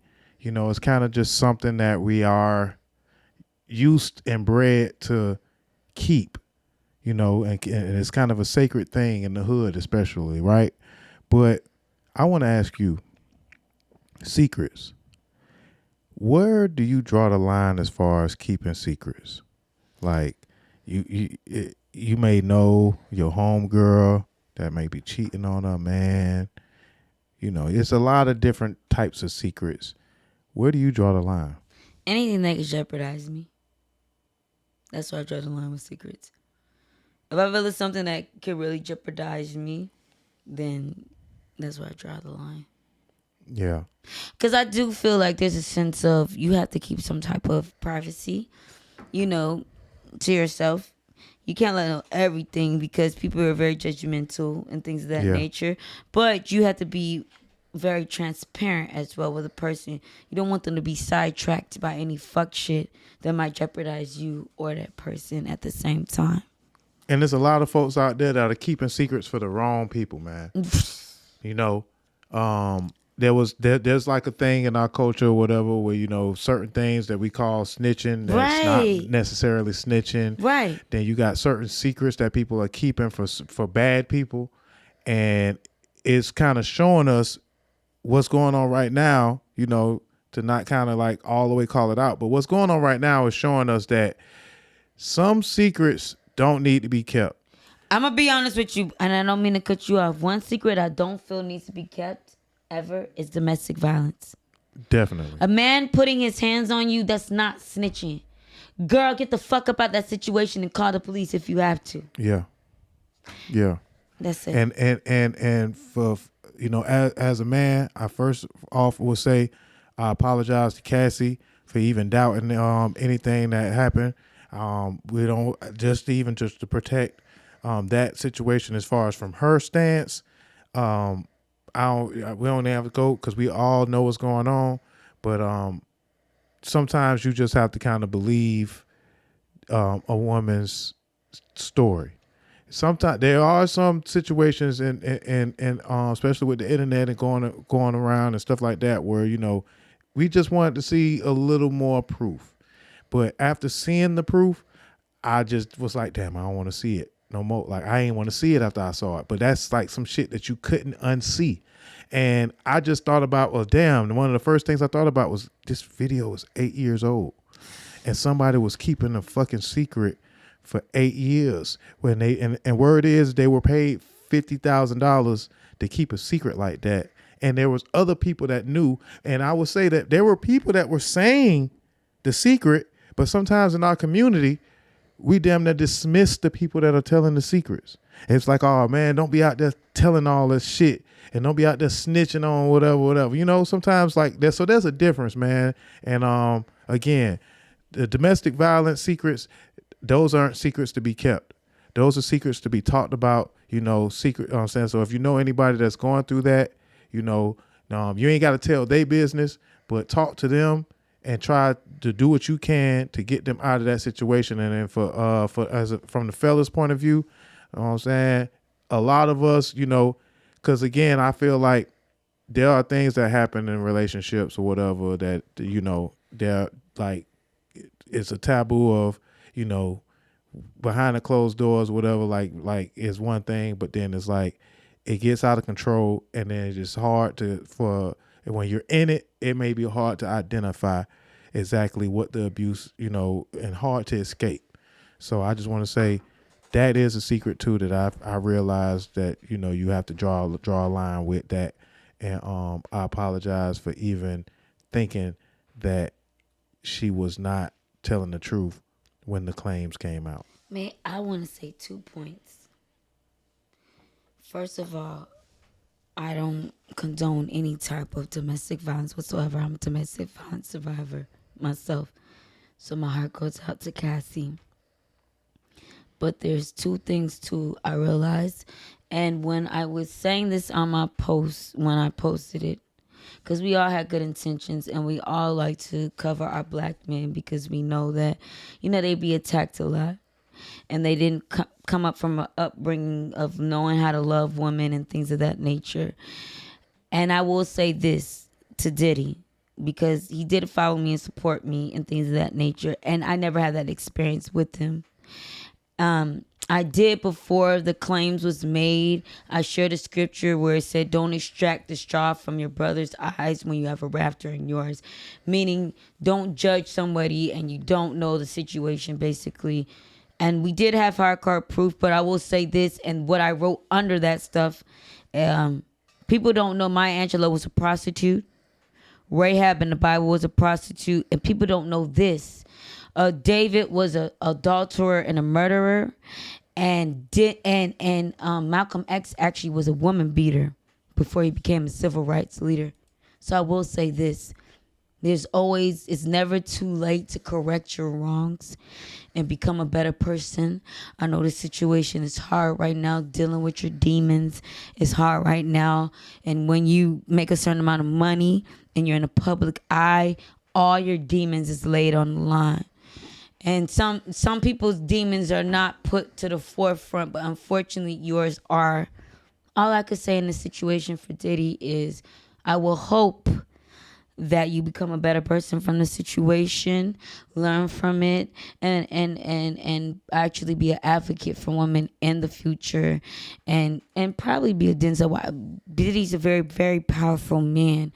You know what I'm saying? And I don't condone. It's sickening to watch some of the things, but I will say this: people could change, people can correct their wrongs, and people can become a better person to the community and to the women that they hurt in the past. I know there's a lot of hurt, a lot of things that's been done, but in the Bible, if a murderer and adulterer and a person that used to murder God's people, which was Saul, became Paul, and prostitutes, all these people that were imperfect, they were able to overcome certain things. People don't even know about Maya Angelou. She used to be a prostitute and madame, actually. A madame is someone who is a pimp, a female pimp, before she was a poet. She felt that it would be she felt like to leave it out her memoir, it wouldn't show her transparency, and she wanted people to know the truth about it. People think it's easy to become famous or easy to be in this game. People get sidetracked and things of that nature. So all I can say in this situation, my heart goes out to Cassie and any of the victims that resulted from a person that probably wasn't healed, taught bad things in life, and I would just hope that they grow from the situation and become a better person. That's all I can say. That was beautiful. And I want to kind of I want to throw in that verse that you have on your page, because this came up in my real life. The verse is Psalm 46, verse 5. God is within her; she will not fail. God will help her at break of day. So that verse is for Cassie, for all the ladies that are going through something, and men can take something from that verse as well. Psalm 46, the entire psalm. But that's just wild that I seen that. I was talking about it with my brother earlier this week, and again, it resonated with me, and then it kind of came back, and God be speaking in mysterious ways and a lot. So I take heed to that, and and I just want to kind of point that out, and I also want to point out your strength, your courage, and your forgiveness. Right. And even taking that stance, because I don't really have the same stance. I do feel like I looked up to Diddy, and I was very let down. I'll just put it like that. I didn't want to believe a lot of the things that kind of go on. A lot of sometimes some secrets get twisted, and there's a lot of things that people say about Diddy, and I was just like, look, I got to see what's going on myself, because I feel like, especially when I know what it's like to be lied on and then say something that, that was my same reasoning. And right. I was right along with you. I was like, but I know how people in the industry could do things because they don't want to see you win. So that was kind of my... Right. So, but at the same time, I couldn't come back after watching that video. This is my thing. I think that statistically, it's very rare for a person to be able to become rich, like rich to that degree. It's rare. So when it happens more than often, you can guarantee there was a little trickery in there. Yeah, it's some bullshit. And I ain't saying that we should have seen Diddy come in or whatever. I feel like it's a lot of people that do what Diddy does. And he got a lot of them motherfuckers on videotape, which is gonna be crazy. I can't wait till that shit come out. I'm gonna be honest with you. Y'all do y'all was wrong when y'all got caught on video. I think that video. Don't be acting crazy. A lot of people don't want to throw rocks from a glass house. I'm gonna be honest with you. I think that the feds is playing with him, and they're like, "Yeah, that was just a little taste." Y'all think that was something? Shit. We about to find, bro. The culture of hip hop is really about to fall. I really feel like that. These people, how they got on, what they was doing behind closed doors. You about to find out. They playing with him. It's certain shit that is inside. See, like it make Jaguar Wright. If y'all don't know who that is, you can look her up. It make Jaguar Wright make more sense on a day by day fucking basis. Yeah, man. It's folks out there that's been telling us. I ain't gonna front. It's folks Keep out watching Jaguar Wright. I ain't gonna lie. When she talks, it seems eccentric. I know it seems eccentric. I know it seems like she crazy. But she be giving out some shit. She's not crazy. If there's just a hint of truth in what she's saying, y'all really need to look into this shit. She's not crazy to woke people. I'm gonna be honest with you. See, look. Everybody is extremist on both sides. I'm take a page out of Donald You Trump are book. true. Off of both sides. There's extremists on both sides. But a person with common sense and a little bit of wokeness in them knows that, okay, she onto something. They ain't trying to kill her for no reason. So look, this is why I gotta give humanity a pass. Right. Because there are people who I understood. I'm like, look, they believe wholeheartedly that too many men get blamed for shit that they didn't do. You just had the Johnny Depp situation with his wife, What was the Johnny Depp situation? Johnny Depp wife.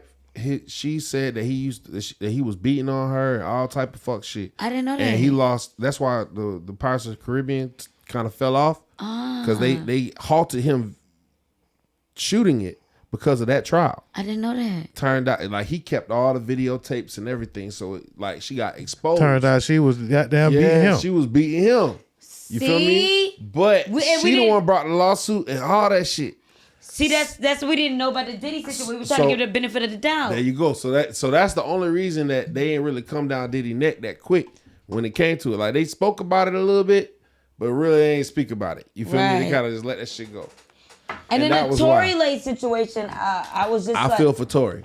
I ain't gonna lie. That girl shot her friend. That is what it is. I don't care what nobody say. So what you think happened? It was a big bullshit fight that should have been kept amongst friends, and that's how it should have been. It's a fucked up situation. Tory Lanez ain't shoot that girl. Oh. I'm 1,000% positive Tory Lanez did not shoot that girl. It don't make sense from no angle. It don't add up. Because that's what angle. I said, okay, I'm gonna be honest with you. And it wasn't his gun. And that's the other part about it wasn't his gun. Certain people settled because they knew, certain situations. How come Tory Lanez didn't settle? He was ready to take it to trial. Because see, look, if you settle, that's admission of guilt. Right. He's admitting that he did some shit he didn't do, and by man law, that's like women beaters and chomos. Them the motherfuckers that get fucked with the most in prison. You feel me? So he's gonna fight that shit, bro, because he's like, oh, you trying to say I shoot women. Right. You know what I'm saying? That nigga ain't shoot that girl. And they know that shit. But on the other side of it, he's like, okay, I'm gonna maintain my dignity on this side and not snitch either. So in that situation, do you believe snitching would be relevant or not? He's an entertainer. How he would like to spend his 10 years or whatever, 15, however many years he got to do, and he want to write about it. He think it's good for his career. I don't know what his mindset is and what his goals are, but would I want to genuinely? I would have just said, "Fuck it, put me on the stand. This shit not looking good." Like honestly, I'm gonna take that risk just because that's the last thing you want to do is put yourself on the stand if you're defending yourself, right? It's the last thing you want to do. But when that shit going so far fucking left like that. And people are getting pulled into meetings with Rock Nation in the middle of trial. People changing their story up, their testimony, and basically recanting on the stand. It's a lot of bullshit went on in that trial.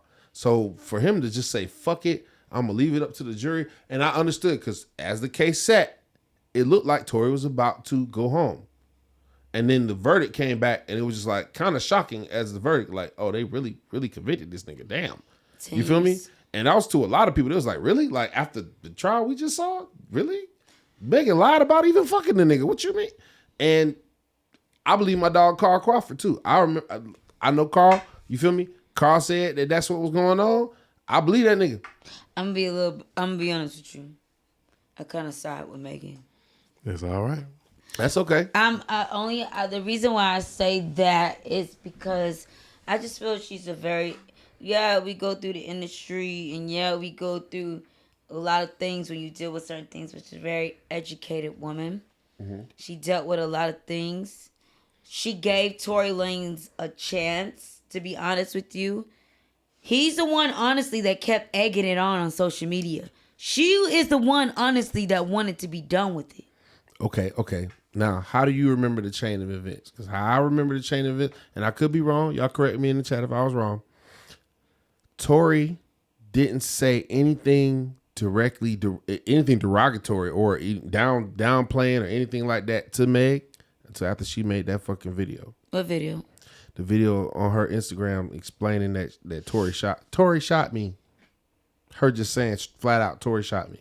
Now, what she said, she claimed that some of Tory's goons or people around Tory said something to her. That's what she said on her live. You feel me? Correct me if I'm wrong, but to my understanding, when Megan first came out, she was not admitting to anything. She was very silent.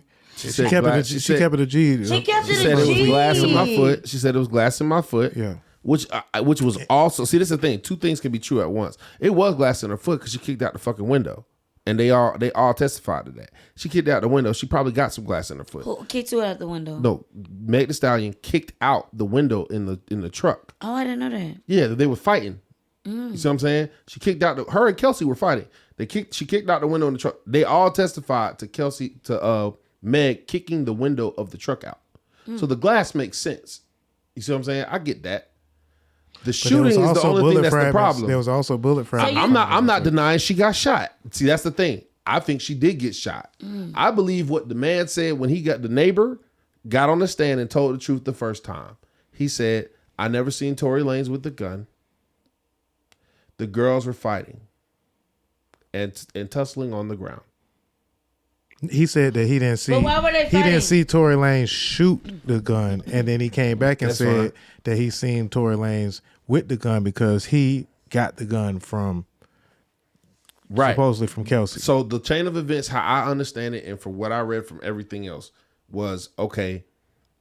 The gun, first of all, wasn't Tory Lanez's gun. It wasn't his bodyguard's gun either. It was Megan and Kelsey's gun. They put it in their bag. Their homeboy testified to they always carry heat when they be going certain places and they pack it up. He packed the bag. The gun was in that bag. Bag got put in the car when Tory was trying to send Meg home. Meg had left, came back to the house after in the same Uber shit, and then everybody got in the car, and then they all left. So that bag was in that car. That wasn't Tory's gun. That wasn't the bodyguard's gun. So that was Megan and them gun. So who would know that the gun's in the bag? Megan or Kelsey? Them the only two people who would know. Tory wouldn't know that the gun was in the bag. He didn't put it in the car. Why were they fighting? They were fighting because both of them fucked Tory. Well, here's the thing though. Meg has also fucked another one of Kelsey's friends, boyfriends in the past. I did hear that. So she was fucking the homies. You know what I'm saying? She was fucking her homies nigga, right? And then goddamn Tory was with Kelsey first, and Meg fucked him while Kelsey was sick. Oh. Right. Boom. That's facts. All that's facts right there. That's no speculation. That's facts. They find out about this shit at the party. Wow. And this is niggas being niggas. So Tory was trying to get at Kylie Jenner. You know what I mean? I heard. And that's why they was at the party. That's not why they was at the party, but while they was at the party, they started getting cozy in the jacuzzi in the pool and shit. You feel me? Meg had already got sent home because she downed a whole bottle of liquor by herself. A whole bottle of Henny. That was her shit. Henny. She's a Henny fiend. She leaves the party. She comes back. She causes a ruckus. Kylie Jenner and them kicked everybody out the party. All of them niggas, they kicked them all out the party. Tory Lanez's bodyguard and driver pull up, pick them all up. The bag was already in the car for when they sent Meg off the first time, and then they drive off, and then this whole mysterious event happens. There's a lot of. So I only stated the facts. I didn't state what I speculate yet. I stated the facts of the case. In the story, there's two sides, and then there's the truth. So it's three sides to every story. I feel that way. And you know, Tori, like basically, I feel Megan's side, and I also kind of understand, you know, she certain was things drunk. that kind of puts Tori in a position where he probably should have told more of the secrets. From what I understand. Why did he say dance bitch though? Oh, that's what she said. He said. Okay. Again, this is what Megan said. Tori said. Tori never said that shit. He never said it or confessed to saying it. That part. I don't believe that shit either. It's not really believable. You feel me? But my thing about it was, this is no fault to Meg. Meg knows and has confessed to having a drinking problem. Mm-hmm. Her drink is Henny. Multiple people at the party said she downed multiple bottles of Henny. She is still the victim in this situation. I'm not victim shaming. She was a known drunk who doesn't remember shit after she drinks. She fucked nigga homeboys and all type of shit. Drunk. This is multiple people said this, right? So this is my deductive reasoning. I don't know Meg. Right. You feel me? But this is just what I've gathered from all the information from her and the people that she's accusing of doing shit. So why would I believe her full story that she recanted multiple times and lied about? She said it was glass in her foot. It wasn't glass. It was bullet fragments, or it might have been a mixture of both. She never was very clear about that. No, it was both. Okay, boom. She said she didn't fuck Tori on Gail's fucking interview. No. And then she lied about that. Why would that have to be a secret? Nigga, everybody knew you was already dating that nigga and they know you fuck niggas. Why would you want to lie about that on Gail? Why? For what? Just because it hurt your case? Rock Nation probably told you not to do it? No, I'm sorry, Jay-Z, all that good shit. Yeah, whatever. But whoever told her not to say whatever, she changed her story 2 or 3 times. Tory Lane's story been the same. So Rock Nation, we ain't got no issues because if they did that to Tory, I'm saying, imagine what else they could. Nah, I ain't gonna say it. Look, I'm gonna tell you the truth. Rock Nation, I really don't care. I'll go build some shit in the hut somewhere. I don't really give a fuck. I ain't really tripping on that. I got multiple skills. I ain't worried about that. I'll make some money. You can't stop me from making money in Donald Trump's America. Fuck y'all. You feel me? He don't even like Jay-Z like that. Anyway, I'm gonna be honest. I'm gonna be biased. Trump don't even like Jay-Z like that. I'm gonna be biased. He a Nas fan. I'm gonna be biased right now, and I'm gonna just say I love Megan Thee Stallion. I'm riding for Megan Thee Stallion. I play her music. I'm a DJ. I can't not play her music. Her music hard. Right. But I don't like what that whole situation happened. I ain't blaming Meg for it. She got shot. I ain't blaming her. Right. She got shot. I still play Cobra and all that shit. But somebody was keeping a secret that probably should have been told. And all I'm saying is, all Megan did was do what she was told. That was it. All secrets, there is a line that some folks need to draw a line on, and all secrets do not need to be held. In 2024, it's teaching us that the truth will come in time. Look, time will tell the truth. You know, this is a year of the 8. It's a karmic year. If you're not into numerology or just signs and just angel numbers, but this is actually the year of abundance and the year of karmic. Everything that you done bad, everything that you done good is gonna come full circle this year. That's some coincidental shit, ain't it? So anyway, back to Big Kunoichi, man. Back to Big Kunoichi. Kunoichi. The look kind of messing me a little bit. All right. So I want to talk about what turns you on and off when it comes to men, right? What is the first thing that you notice in a man? How they present themselves. Are they clean? Number one. That's the first thing I noticed. Okay, hygiene and presentation. Yeah, they carry themselves. Even down to their shoes, I'm not going to lie. They dirty, I'm looking the other way. Okay. And then what is something that turns you off? Besides dirty. Lack of confidence and not being romantic. I'm a emotional gangster, so I like romance. I'm very romantic person. Another very angry bunny rabbit. Yeah. We're like, pet me. Oh God, I like flowers. I like poems. I like when a man is confident in being like you know, because I don't want to be a nigga to be corny and too soft, but I like when a man is comfortable with like they could be strong, but they could be romantic at the same time. So be confident in love. Yeah. Okay, so describe a perfect date. A perfect date with me will be on the beach in South Beach and a picnic. It could be late night. Actually, I love looking at the stars and just a romantic candlelight dinner under like like under you know them little cabanas or whatever. Canopy or something like that. That's a perfect date for me, actually. Okay. What is your love language?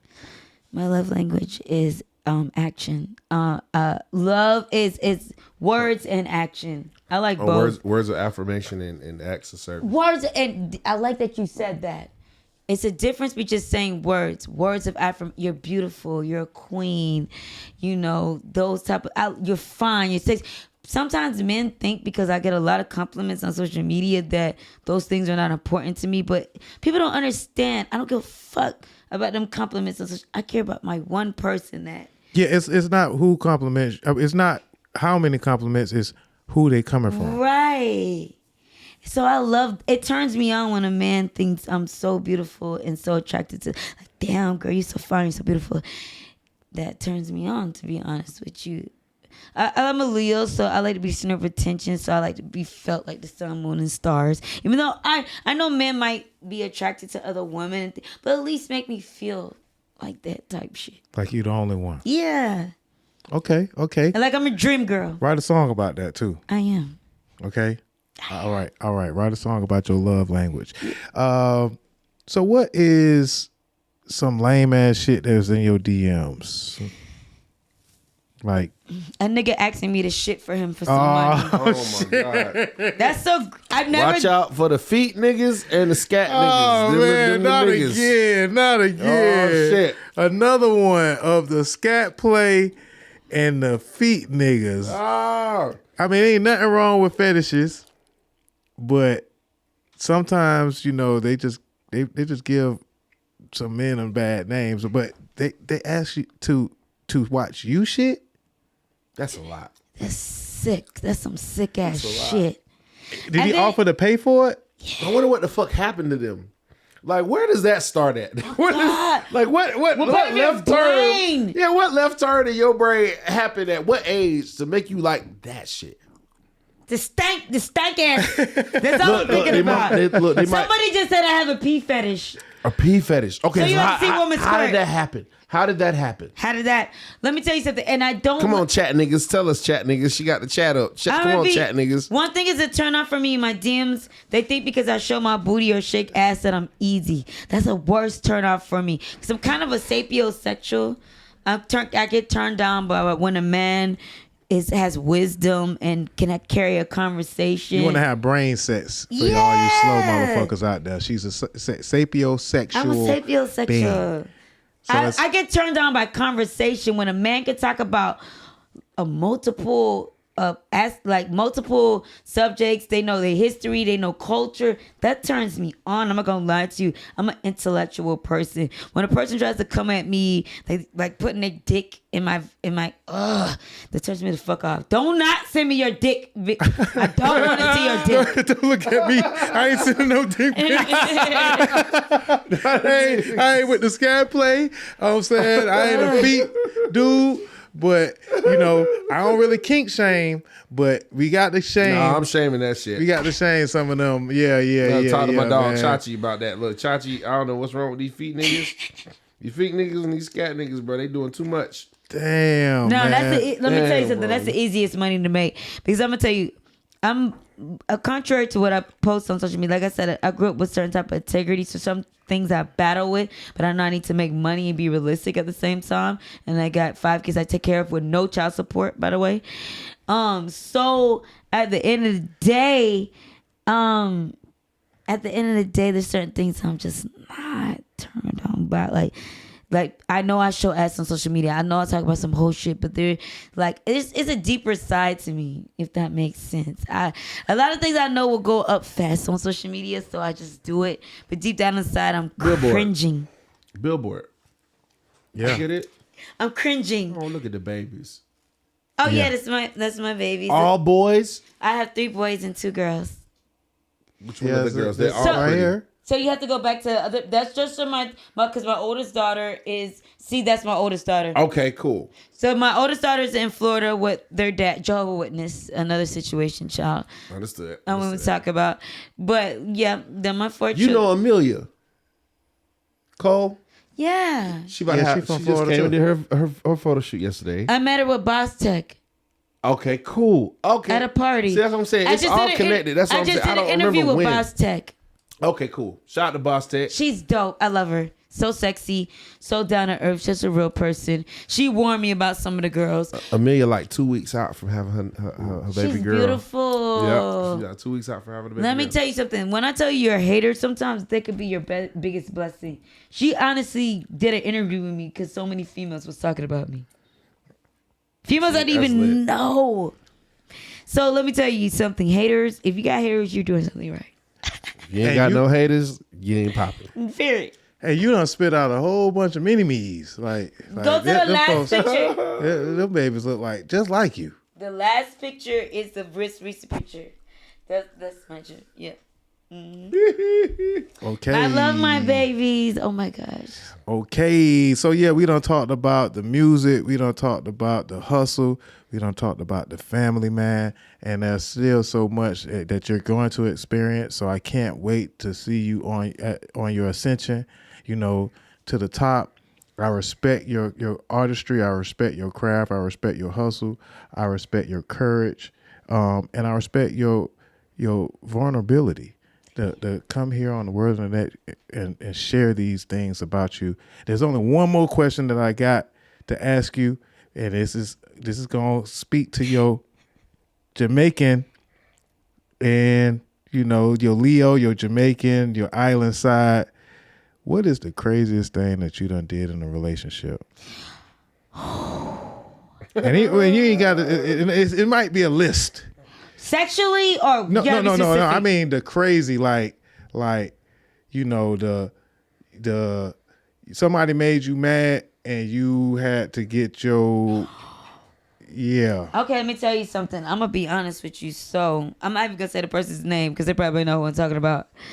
But yeah, a person that I was with, because I had a daughter from a previous relationship, and we ended up having a child together, was making fun of my daughter. So I had some jack boys in West Palm Beach at the time come in and break his windows and steal every fucking thing in there. So yeah, now you know. This was years ago. At first he knew I did it, but now you know for real. Oh, he don't know. I don't know.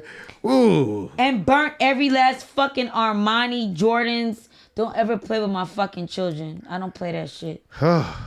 So I had some jack boys in there. He had some Benz motherfucking rims that he had for his homeboy. Every fucking Apple computer that was in there. Armani shoes.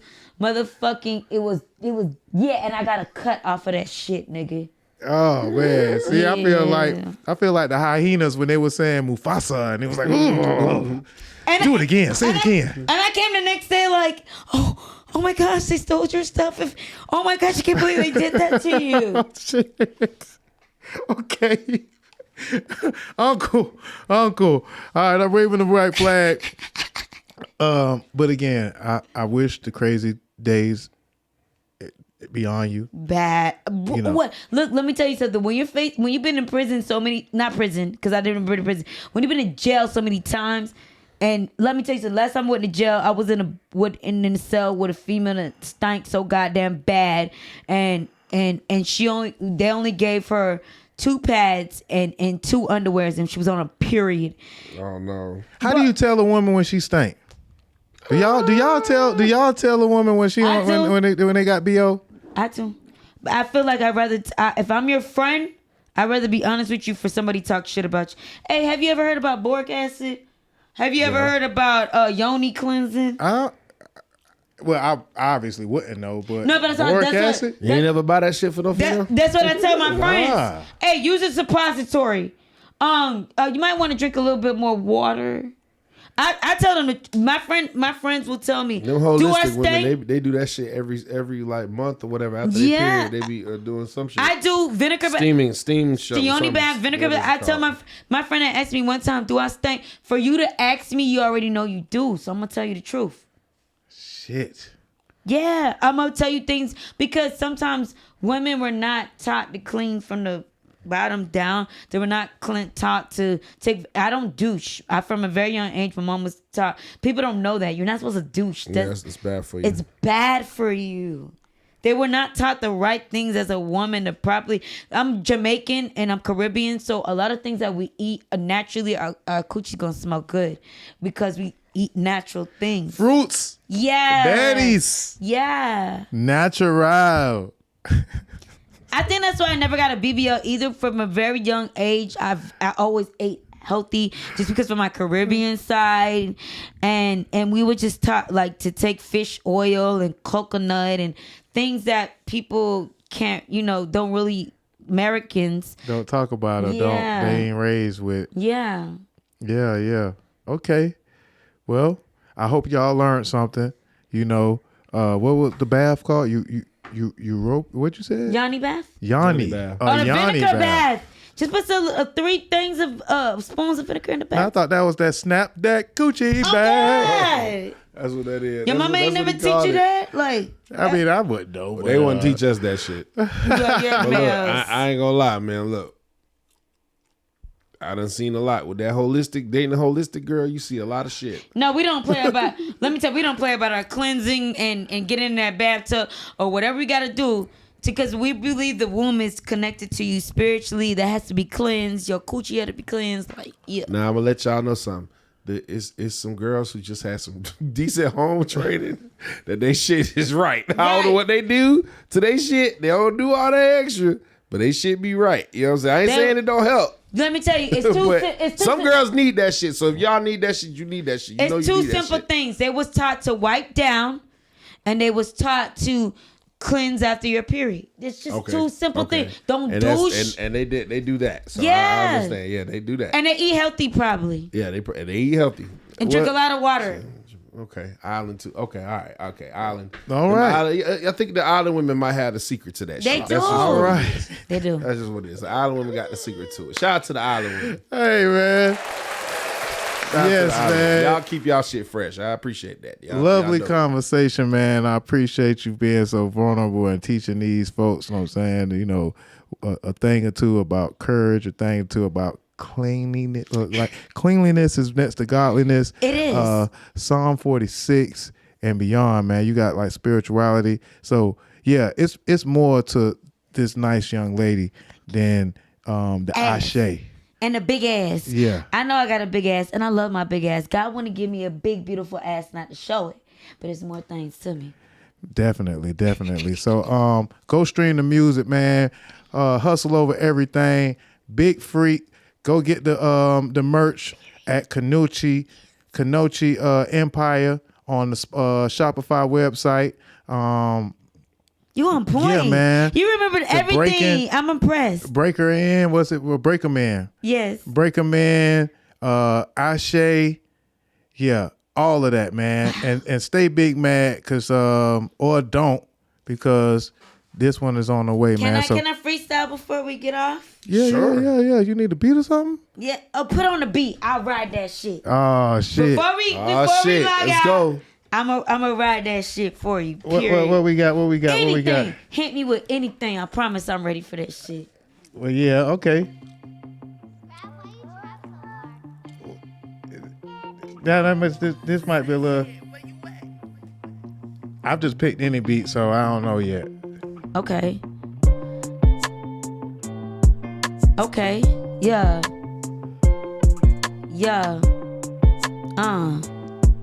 Okay. Big Kunoichi. Alright. Kunoichi, they wanna be me or they nosy. They wanna know who they the niggas be watching the comments and the watching emoji. They shooting they shot like an op and I'm blocking they shit like emoji. They said it but she really scamming and whipping the stoley. Yeah. I'm soaking on side like a soul. You swear I be pimping these niggas like Goldie. Yeah.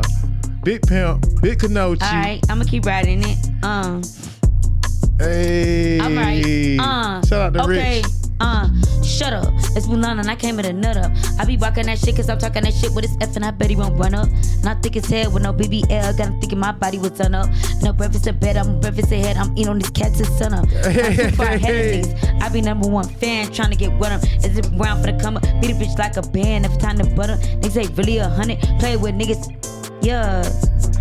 Hey, Put on man, one more beat. One more beat. All right. A turn beat. All right. Now that was just something, that was an original that I like I that. pulled. I'm versatile. Put on anything. What you think, bro? I got one for. Hold on, wait. I got you. What you think? Because I was gonna pull some industry beat that was already out. I'm ready. And she a Leo too. Shout out to her. I love her. Yeah, Anicia. Yeah. She got dope ass music. She do. But I like this beat, man. It just came to my head. But shout out to Zayhead and my boy Rich on that last beat. Thank you, Miss K. But it's time to get outside and All right. Yeah. Straight freestyle. Word on the net. You ain't gotta ask what I'm doing this summer. I'm putting in work and I show it. I'm a boss in the street and a freak in the sheet that throw by deep as a poet. Cause I'm watching my story, they can't ignore it. Big bag on the way and they know it. And if you ain't my nigga, just say that. We gon' pass them around like COVID. Ain't no exposing, I'm chosen. Cold little bitch like Elsa Frozen. Got a Glock 9 for protection, chosen. TV me, I'ma judge them, fold them. Yeah. Tell a little host you scrolling. Yeah. If ain't about to check, don't check from me. What? Better check your nigga. That's the way keep breaking his neck for me. Yeah. No, we cannot test for free. Hit the link in the bio to pay me a fee. His niggas be doing the most and paying the least. Get blocked for playing with me. You bitches is weird as hell. Got a lot to say, but really a fan of me. I do it for North Miami, where life is the beach. Yo, nigga like Stan to me. Confidence pussy through college. I'ma break a man word at deposit. They call me Kunoichi. I've been the topic. Nice to know you're not off a crack. Ass fat, they can help to watch. He tell it I'm got it. I told her just stop it. No, we can conversate. If you don't compensate, boy, you just both on your wallet. Yeah, on car, on crib. Niggas mad. They ain't even got a place to live. Fan able, too stable, single parent. TCF can't take the kids. Everybody fake yourself, fairy tale. Tryna wait till I make it big. Took an L, never fell. I'm real, I'm what? Hey. Make me a meal. Popping this pussy like I'm a pill. I knock her all my eyes at the field. I'm knocking sick and I get zeal. And I'm back outside. Hey. And them niggas is big, man. Hey, real Big rap, Kunoichi, not the little one, man. I was you so slid drunk that when I said motherfucker. that. I slurred a little bit, so please forgive me. Shout out to the Don Julio. Hey, Actor man, Julio. ain't nobody ever came on the podcast and freestyle, man. That's real word on the beat type shit. And we got to come back and shoot some content. You know what I'm saying? I'm coming back every time. This is I gotta one get of my some content favorite with you, you know what I'm saying? podcasts. And no cap in my rap. We talked about so many subjects. Anytime I'm coming back to this show. For sure. Back outside, Big Kunoichi, not the little one, man. It's the Word on the Net podcast. Let them know how they need to get at you, for the booking and one more time on the merch. Okay, it's just in my bio, bigkunoichi@gmail.com, same as my Instagram name. And you can email through that. I rarely take DMs unless it's, somebody big, I'm gonna be honest with you. Or somebody that got some type of, like they made a name for themselves. But otherwise than that, I'm very proactive with my Gmail. I answer everybody, or my people answer everybody in my Gmail that I have helping me. And my merch is in my link in my bio. It's under Shopify, Kunoichi's Empire. It's very simple and you can order it. The female ninja, right? Yeah. Yes, sir, man.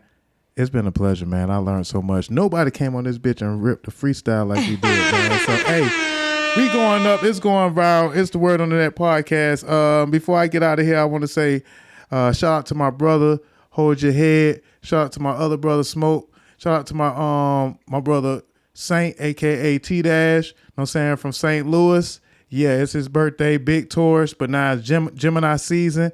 And shout out to all the Geminis too, man. My sister's a Gemini, my daughter's a Gemini. Yo, Y'all crazy, but I love y'all. Shout out to Tupac too. I love the Geminis, man. So it's big Gemini energy and big Kunoichi, man. You got some shout outs, bro? Oh yeah, shit. On the way out, I just want you to play that Rose. Oh yeah. And Kunoichi before you get out of here. Thank you. Now this is a you found it. This you gotta send it to me. This is a I'm about to throwback. send it to you right now. But shout out to We're gonna Rosanati, redo man. this. So we might not redo it. We probably do a new one because I like the way this one is by itself. It's raw, and I like the way it You is like raw. that one? We We actually did in a good studio. See, that's what I'm saying. It's hard to recreate certain things. Certain things you just gotta let it be how Right. it is and just push it if you know it's dope. You feel me? So yeah. But that's we just can make example more of that. music together. Oh yeah, absolutely. That's already in the works. We Yeah. ready when you are. We Yeah, just ain't- formerly we was known just as waiting Two for the Clip, right now time. known as Rosanati, featuring Kunoichi. And you follow her on YouTube. Is it Kunoichi Milan on YouTube? Yes. Kunoichi Milan on YouTube. Big Kunoichi on Instagram. This one's called Clout. And I did this at the beginning of my career, y'all, like 4 years ago. This is so crazy. hey, you done spit, so ain't nothing else say to be shit said. after that. Yeah, It is what it straight is. up. Big Kunoichi, shout out to Rosanati. I love you, baby. Happy birthday. Word on that podcast. You did. You niggas bold when I woke up on the door on some kill shit. Stop trying to act like you ain't in me out. Finna expose all you hoes since I'm chasing clout. And it's your ass if you ain't trying to hear me out. Finna expose all you hoes since I'm chasing clout. Stop trying to act like you ain't in me out. Finna expose all you hoes since I'm chasing clout. And it's your ass if you ain't trying to hear me out. Finna expose all you hoes since I'm chasing clout. Yo, I'm just trying to get my money. The kid back really funny. The hardest bitch I hear, so you know I've been through something. Don't ever let no rap bitch talk shit ain't nothing. I pull up on your block and leave your footsteps looking muddy. But you was shaking ass on Cleveland. While I was smoking runts on Cleveland. Been popping perks, but these niggas fiending. When I drop my tape, they hate cause they seen it. 12 on my ass, 200 off rip. And you know we in the drought, 250 on zips. I ain't checking with my PO cause that nigga a bitch. And y'all niggas acting like you're always taking a dick. Oh, you niggas plotting on a real bitch. I'm getting reckless on the mic cause I'm drinking on some real shit. My nigga gold look like real piss. You niggas bold when I woke up on the door on some kill shit. Stop trying to act like you ain't in me out. Finna expose all you hoes since I'm chasing clout. And it's your ass if you ain't trying to hear me out. Finna expose all you hoes since I'm chasing clout. Stop trying to act like you ain't in me out. Finna expose all you hoes since I'm chasing clout. And it's your ass if you ain't trying to hear me out. Finna expose all you hoes since I'm chasing clout. On my mama, I'ma tell you something about you niggas. You sucking dick for the clout face ass niggas. You always trapping out your mama house ass niggas. You really think you talking shit, but you a lame nigga. You think you know the game, but you getting played, nigga. I'm talking gold chains while your neck grind, nigga. My niggas really buying, and they taking stains, nigga. He could be my only fans if he making 8 figures. Running through his pockets while that pussy put him out. He talking all that drip, cause that pussy in his mouth. Niggas flexing on the ground, but they pockets in the drop. Getting money on these niggas, you can keep all that clout. You bitches watching on the real bitch. I'm getting records on the mic, cause you niggas really ain't shit. I'm a real down gutter bitch. You niggas fall when I'm taking all your souls like I'm on a dick. Stop trying to act like you ain't in me out. Finna expose all you hoes since I'm chasing clout. And it's your ass if you ain't trying to hear me out.